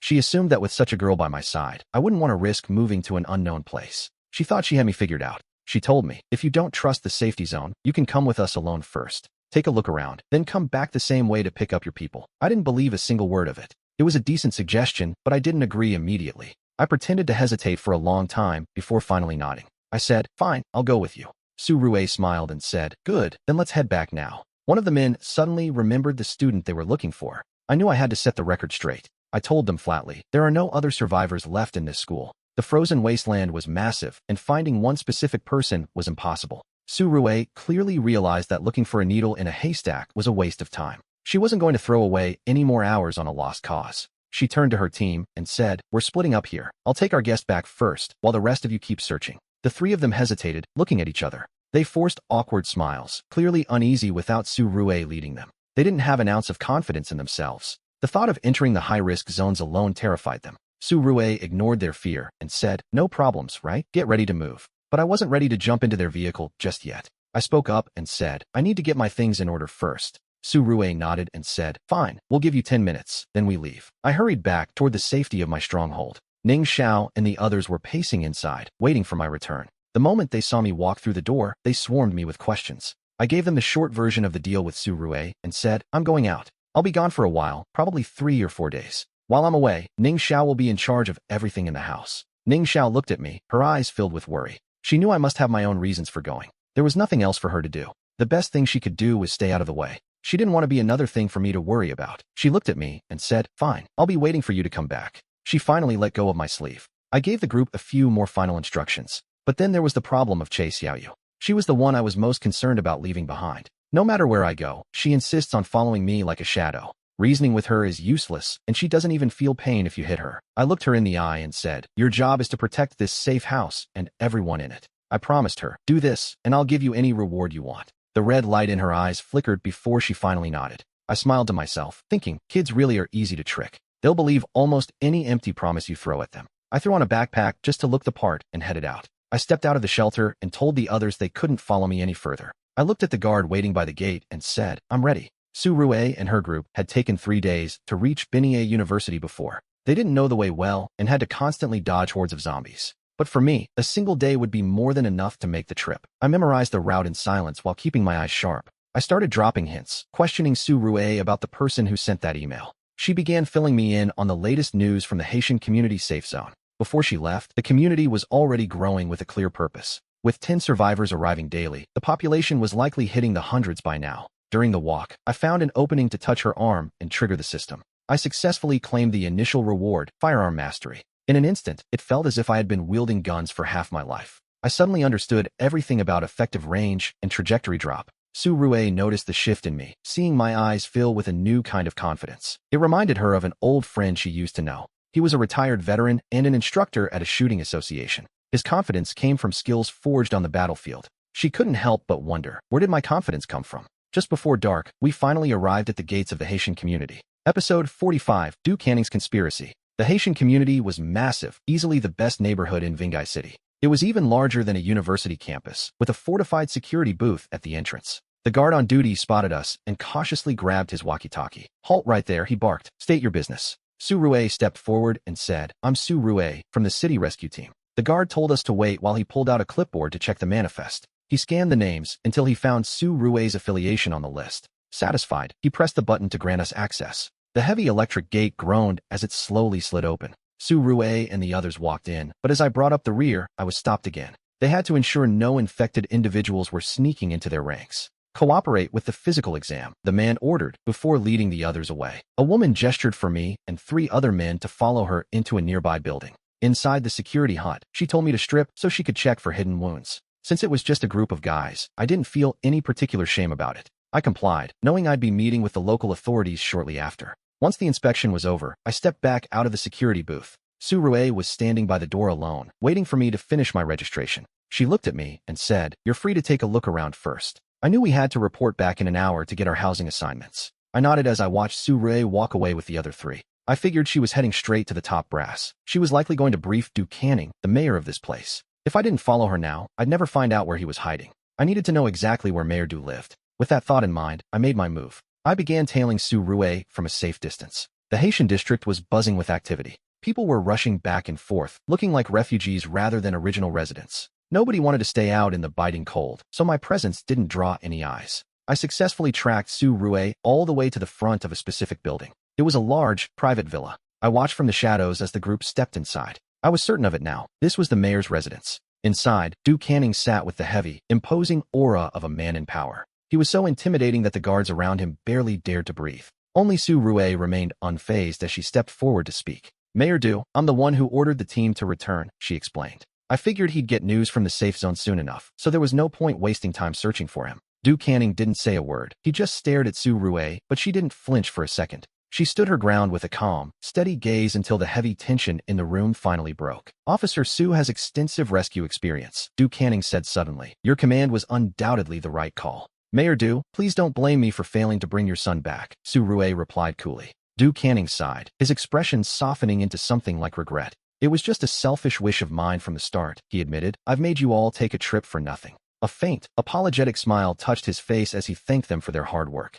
The three men standing behind Su Rue looked completely stunned. A man of the mayor's stature was actually apologizing to them? None of them had ever experienced anything like this before. They quickly stammered out that it was no trouble at all and that they were honored to serve him. Du Canning waved his hand dismissively, signaling the end of the pleasantries. "Is there anything else to report?" he asked. Su Rue hesitated for a moment before speaking up again. "We found other survivors at Vanallis University," she noted. "I'm already aware," Du Canning interrupted. "I'll arrange for other teams to handle the rescue." Su Rue frowned, sensing something off about the mayor's attitude. He seemed superficial and distant, even if his words were technically perfect. As Su Rue stood there lost in thought, I kept my eyes locked on the building from the shadows. One of the three men, desperate to show his loyalty, stepped forward. He looked directly at the mayor and spoke up. "That survivor isn't ordinary. He has a truck over 10 meters long," he reported. Du Canning's eyes widened slightly as he asked, "Really? Did you bring the truck back?" Before the mayor could press further, another man cut in with a frown. "We didn't actually bring the survivor back with us," he admitted. Du Canning looked at them, his expression shifting to one of pure confusion.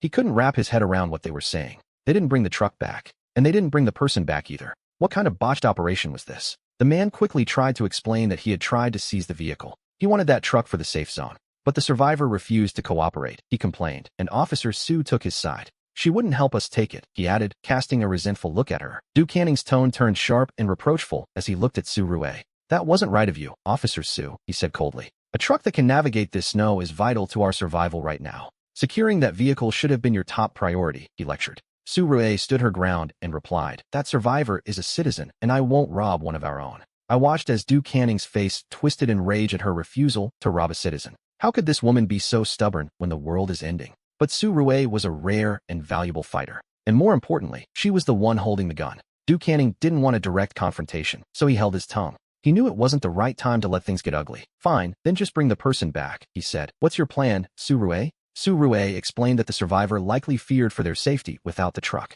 If we could guarantee their safety here, they wouldn't need the vehicle anymore. "So, did your little plan work?" the mayor asked. Su Rue shook her head slowly. "She doesn't trust our safe zone yet, so I invited her to come take a look first. She'll decide whether to move in after that," she concluded. Du Canning waved his hand dismissively and told them all to go rest. Once Su Rue had finally left the villa, Du Canning looked at the remaining three. "Do you know why I kept you here?" he asked as they shook their heads. Su Rue is too righteous for her own good, and in times like these, that's a liability. He had to make sure she wasn't around to hear what he was about to say next. Du Canning's eyes narrowed as he spoke about the importance of that truck. "That vehicle is vital to our survival, and we are going to take it no matter what. Whether that person is willing or not, we take it. Do you understand?" The three of them stood there, stunned for a moment. Then they snapped out of it and nodded repeatedly. "Understood, sir. We'll find an opportunity to lure her here. I'll talk to her first, but if she refuses, you'll find another way." Du Canning didn't spell it out, but everyone in the room felt the chill. They knew exactly what he meant as they stepped outside the villa. I moved through the shadows until I found a vantage point. I spotted a window where I could see inside and prepared to listen in.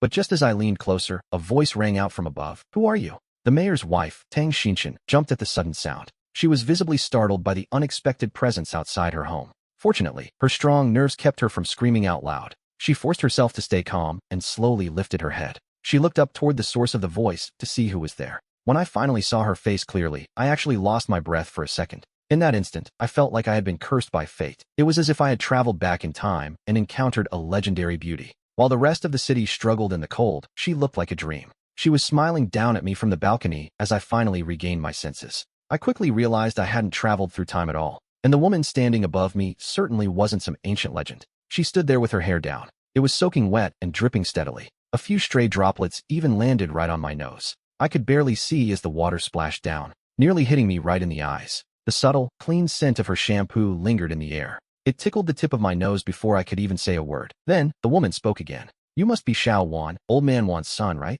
My expression shifted instantly at the name. I was just about to ask her why she was insulting me, but she kept talking. "You're just in time. The bathroom pipe is clogged again. Come take a look." I felt a surge of satisfaction. This was the perfect opportunity delivered to my door. "That's right, I'm Xiao Wan," I replied. "I'll come up, but not through this door." She pointed toward a spot right next to me. I realized the back door was only a few feet away. I turned the knob, found it unlocked, and stepped into the hallway. The living room sat right in the middle of the hallway. I crept forward on my tiptoes and pressed my back against the wall. I listened intently as someone inside mentioned a truck, a vital piece of transport. It doesn't matter if they want to or not, understand? Just find an opening. I felt a surge of pure disdain in my chest. Was this mayor really the same hero I saw on the nightly news? "You're going the wrong way. It's over here," the woman whispered urgently. I had to pull my gaze away from the living room for now. "I'm coming," I whispered back, but she immediately cut me off. "Chill, keep it down. My husband is in his office and he'll be furious if you interrupt." I was stunned. So this woman was the mayor's wife and Du Yinshin's mother? I looked at her again, guessing she was in her mid-30s at most.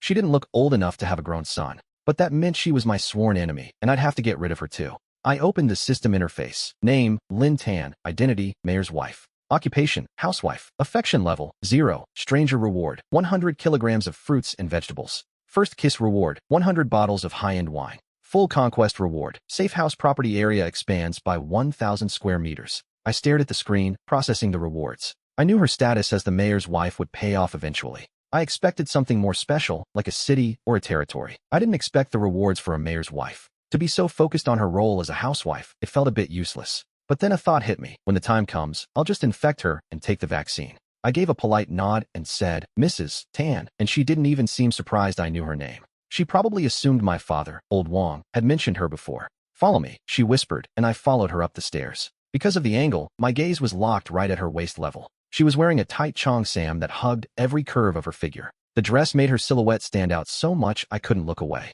Lin Tan didn't seem to notice my burning gaze from behind. She kept talking to herself, asking, "Is your father, Old Wang, doing well lately?" I froze for a second, forcing my eyes to look up with great difficulty. "He's fine," I lied, as she continued about how my father used to work for them. Whenever there was an electrical problem, they would always call him. "I'm glad he survived the outbreak," she sighed. "Good people deserve rewards, but he is getting old. Lately, whenever we called him to fix something, he'd say he couldn't handle it anymore and would send you instead," she added. I nodded along, playing the part. "Yes, he told me many times I needed to fix your pipes." "This is my room," Lin Tan said. Stopping so suddenly, I almost walked right into her. I almost slammed right into her, but I managed to react just in time. She opened the door, and I followed her straight into the bedroom. I was curious to see the decor, but compared to the rest of the luxury villa, the mayor's wife's room looked surprisingly plain and ordinary. What felt even stranger was her bed. There was only one single pillow. Even the furniture nearby was clearly meant for just one person. It looked like she and Mayor Du slept in completely separate rooms. I couldn't wrap my head around it. If I had a wife that beautiful, there's no way we'd be sleeping apart. "It's in here," she said. I was washing my hair when the water just cut out again. Lin Tan gave a helpless sigh as I followed her into the bathroom. The space inside wasn't exactly large either. A glass door divided the room into a wet and dry area. Lin Tan and I stepped into the shower section together. With two adults squeezed inside, the small space felt incredibly tight. It became even more cramped as we moved closer to the fixtures. Standing that close, her scent hit me with full force. The fragrance coming from her hair was intoxicating. It smelled like some kind of expensive lily-scented shampoo. "It's this pipe," she said, pointing. "Look, it seems like there's a..." Looking at the leak, it was obvious Lin Tan was a spoiled woman from a wealthy family. She had zero guard up against strangers as she leaned over with her back to me. The movement caused her hips, which were already quite generous, to look even rounder than before. Her clothes stretched tight, looking like they might burst at any second. Watching our bodies get closer and closer, I instinctively took a step back, but my shoulders hit the glass door. There was nowhere left to go. The position we were in felt incredibly awkward. I couldn't help but think that if Mayor Du walked in right now and saw the way we were standing, he'd definitely get the wrong idea and cough up blood from pure rage. "Last time the water cut out, I just touched this switch," she explained. "The shower head worked then, but this time it's doing nothing." To prove her point, Lin Tan reached out again and gave the handle a firm twist. To her surprise, the sound of rushing water suddenly echoed through the pipes. Before she could even stand up, the shower head erupted with a spray, instantly soaking both of our bodies. I was doing fine since I was wearing my thick down jacket. Lin Tan, however, was suffering. Because she liked the style and the villa was heated, she only wore a thin tracksuit. Being sprayed with cold water like that made her entire body shiver. A sharp, high-pitched scream echoed from the bathroom, the kind that easily invites suspicion. Her tracksuit was already thin to begin with, but after getting soaked, it became almost transparent. The fabric clung tightly to her curves, vaguely revealing the pale skin underneath. Everything was on full display. "I'm so sorry. Are you okay?" she asked with total sincerity. She hurriedly reached for the faucet to shut it off, then turned around apologetically, saying, "Let me help you dry off."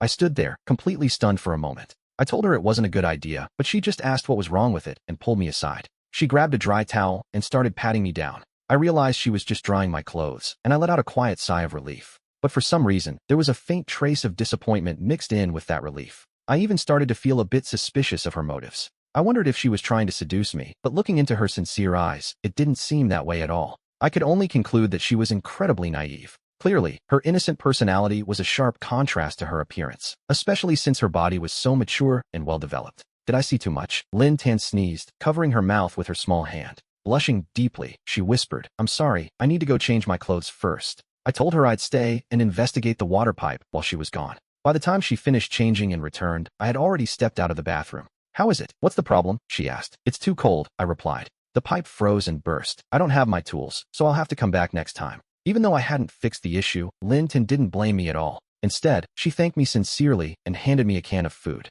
"This is for you. Consider it a fee for your hard work." I didn't refuse it. I tucked the can away and said my goodbyes as she walked me downstairs. As we descended, I made sure to glance toward the living room, but no one was there. We said our final goodbyes, and I finally made my exit. After I left, Lin Tan closed the door and saw a girl leaning against the wall, glaring with contempt. "Jejia, when did you get here?" "Right when you were in the room," Du Jejia mocked. "You've got it all wrong, Jejia. That was just Xiao Wang. He just came over to fix the pipes." Lin Tan tried to explain hurriedly. But Du Jejia wasn't listening. "I get it. Fixing the pipes? I know exactly what that's code for." Lin Tan trembled with rage, shouting, "How can you say that? I'm your mother. Does being your mother mean I just seduce random men? I'm ashamed of you." Du Jejia spat back, her words sharp as needles. Lin Tan had a gentle, almost cowardly personality, and she was no match for her daughter's venom. She looked like she was on the verge of tears as Du Jejia shook her head. With deep contempt, the girl muttered, "This family is completely rotten. A chauvinistic father, a spoiled sister, and a mother who plays around. Seducing other men. I can't stand being here for another second."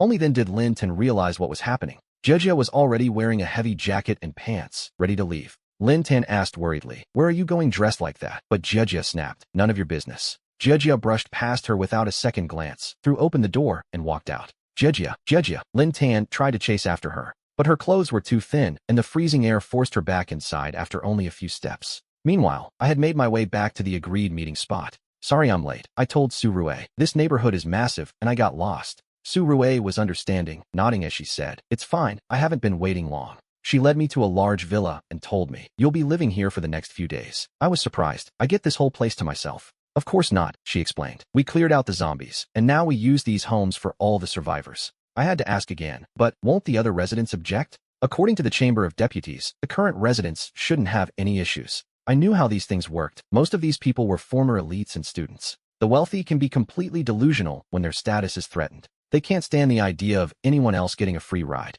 They hate seeing newcomers receive the same treatment without earning it. I watched Su Rue's expression carefully. She looked a bit uncomfortable, as if she was hiding a messy truth. Some people here are living very comfortably right now. They have their own goals and agendas. But then, the leadership stepped in and resolved the situation. Even if they wanted to change the system now, they simply can't. If they object to sharing, they can't just kick people out into the snow. The weather outside would freeze a person to death in minutes. I pressed her, "So, how exactly was it resolved?" She explained that any survivors who have surrendered their resources must work for the safe zone in exchange for their shelter. "So the original wealthy residents don't have to work?" I asked, determined to get the truth. Seeing her hesitate, I waved it off and said, "Forget it, you don't have to answer." It was clear they were just bleeding the newcomers dry to keep the peace. She couldn't help it. Du Shichan had already done everything she could. I didn't argue with her, but I had to ask, "Do you really trust Du Shichan that much?" She nodded and told me she did, calling her a leader with a high sense of duty. She claimed she was a responsible and fair mayor, but I wasn't buying it. If she had heard Du Shichan's private conversations back at the villa, she'd think differently. I shifted the subject and asked, "So, do I have to work if I stay here?" Su Rue nodded, explaining that even if I was only staying for a short while, even if it was just for a few days, I still had to choose between joining the scavengers or the patrol. The scavengers go out for supplies and rescues, while the patrol handles internal security. They keep the Haitian community safe and clear any zombies that wander near the villas. There were logistics roles too, but those were reserved. They were only for the elderly, the weak, and the disabled. Since I clearly didn't fit that description, I had to pick a real job. If I wanted to get anything done, I knew which one to pick. Joining the patrol was the smartest move. It was the perfect way to map out the safe zone security from the inside. Suddenly, something happening in front of the villa caught both of our attention. A man was shouting at the top of his lungs, "Why can't I live here?" He was making a scene right in the middle of the street. "Miss Du, only members of the patrol team are allowed to live in these villas." The guard was trying to persuade her, but who would have thought? He was just digging his own grave. If Mayor Du ever found out about this, that he let his daughter join the patrol, he'd skin the man alive. "Are you trying to make things difficult for me?" Miss Du snapped. "I don't care, just give me a place to live." I watched the scene unfold with interest. I turned to Su Rue and asked, "What's going on over there?" She didn't answer and just walked toward the two people arguing. Su Rue's reputation in the safe zone was actually quite high. After all, she was a police officer. With a pistol strapped to her hip, everyone recognized her immediately. When the guard saw her, it was like he was looking at a savior. "Officer Su, you're just in time. Miss Du insists on joining the patrol, and I can't stop her." Su Rue visited the mayor's house often, so she knew his daughter well. "Miss Du, does your father know you're trying to join the patrol?" I ignored the chatter and started observing Du Coming's daughter. Black hair with a single white streak and heavy smoky eye makeup. She looked like a total rebel, but her features were undeniably striking. She looked more like a wild spirit girl than a mayor's daughter. If Su Rue hadn't said anything, I never would have guessed she was Tang Xian's child. The style difference between the two was just too massive. I activated the system and scanned her while I waited. Name, Du Jejia. Identity, mayor's daughter, rebel. Favorability, 0, stranger. Initial reward, Harley motorcycle or master level fighting skills. First kiss reward, complete game room guide. General case reward, neighbor. I wasn't particularly interested, but Du Jejia noticed my gaze. She shot me a sharp look and snapped, "What are you looking at? Never seen a beauty before." She didn't recognize me. She had only heard my voice from her mother's room earlier. She had only seen my back when her mother was seeing me out. She wasn't very old, but she certainly had a massive attitude. I didn't stoop to her level or bother arguing with her. I simply looked away, which only seemed to annoy her more. She shrugged with contempt and turned back to Su Rue. "I don't need his permission," she declared. "I do whatever I want." "That won't work," Su Rue countered. "The patrol roster goes directly to Mayor Du. You can only join if she signs off on it personally." Du Jejia looked annoyed, but she didn't back down. "Fine, then go ask her. She'll definitely agree." After saying there was no problem, Mayor Du headed off toward Guadalajara City. Su Rue trotted away, only to return 10 minutes later with a look of utter confusion. "Boss, why do you have that look on your face?" I asked. "She actually agreed," Su Rue muttered, still looking dazed. Even Su Rue didn't understand what Tang Xian was thinking. Didn't she realize that joining the patrol was incredibly dangerous? Su Rue told me the mayor's reasoning. Everyone in the safe zone has to contribute. She claimed everyone must do their part to keep the community standing. She said that as her daughter, Du Jejia should lead by example and step up. On the surface, those words sounded noble and grand, but it felt completely unrealistic to me. Who sends their own child into a high-risk position without a second thought? Du Jejia let out a mocking sneer, clearly seeing through her mother's act. "I know exactly what Tang Xian is planning," she spat. "She wants to use my enlistment to make a political statement." Tensions were already boiling between the new survivors and the original residents. The newcomers were tired of being exploited for their labor. They were starting to resent the mayor herself. They believed she was only protecting the interests of the original elite. They saw her as just another part of the group that was bleeding them dry. If Du Jejia joins the patrol, Tang Xian can broadcast it to the whole community. She can brag that she even sent her own daughter to the front lines. It was a move as calculated as it was absurd. She wants to look selfless, like she only cares about the safe zone survival. Tang Xian probably had this plan for a long time and just waited for her daughter to suggest it. Du Jejia even had the dark thought that if she died on patrol, her mother wouldn't mind. In fact, Tang Xian would be thrilled because then no one could ever criticize her again. She would drape herself in the cloak of a grieving, heroic mother. She'd be invincible, using her sadness to hide her true motives. Du Jejia masked her pain with a shrug and said, "See, I told you she'd agree." Su Rue nodded and said, "Since the mayor agrees, welcome to the team." He extended a hand, officially welcoming her to the patrol.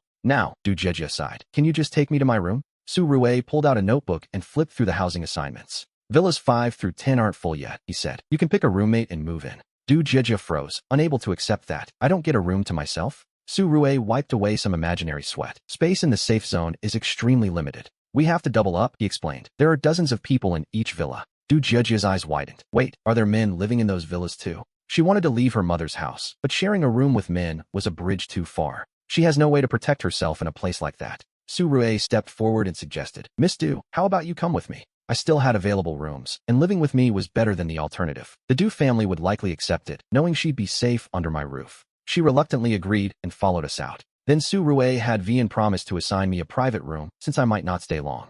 Vian wanted to thank Su Rue for helping her out of that tight spot earlier. She intentionally gave me a single room and promised no one else would move in for at least 3 days. I thanked her, found my new quarters, and stepped inside. I took a moment to get everything settled and organized. When I went to find Su Rue to report in, I was surprised to see Du Jiejia was already there.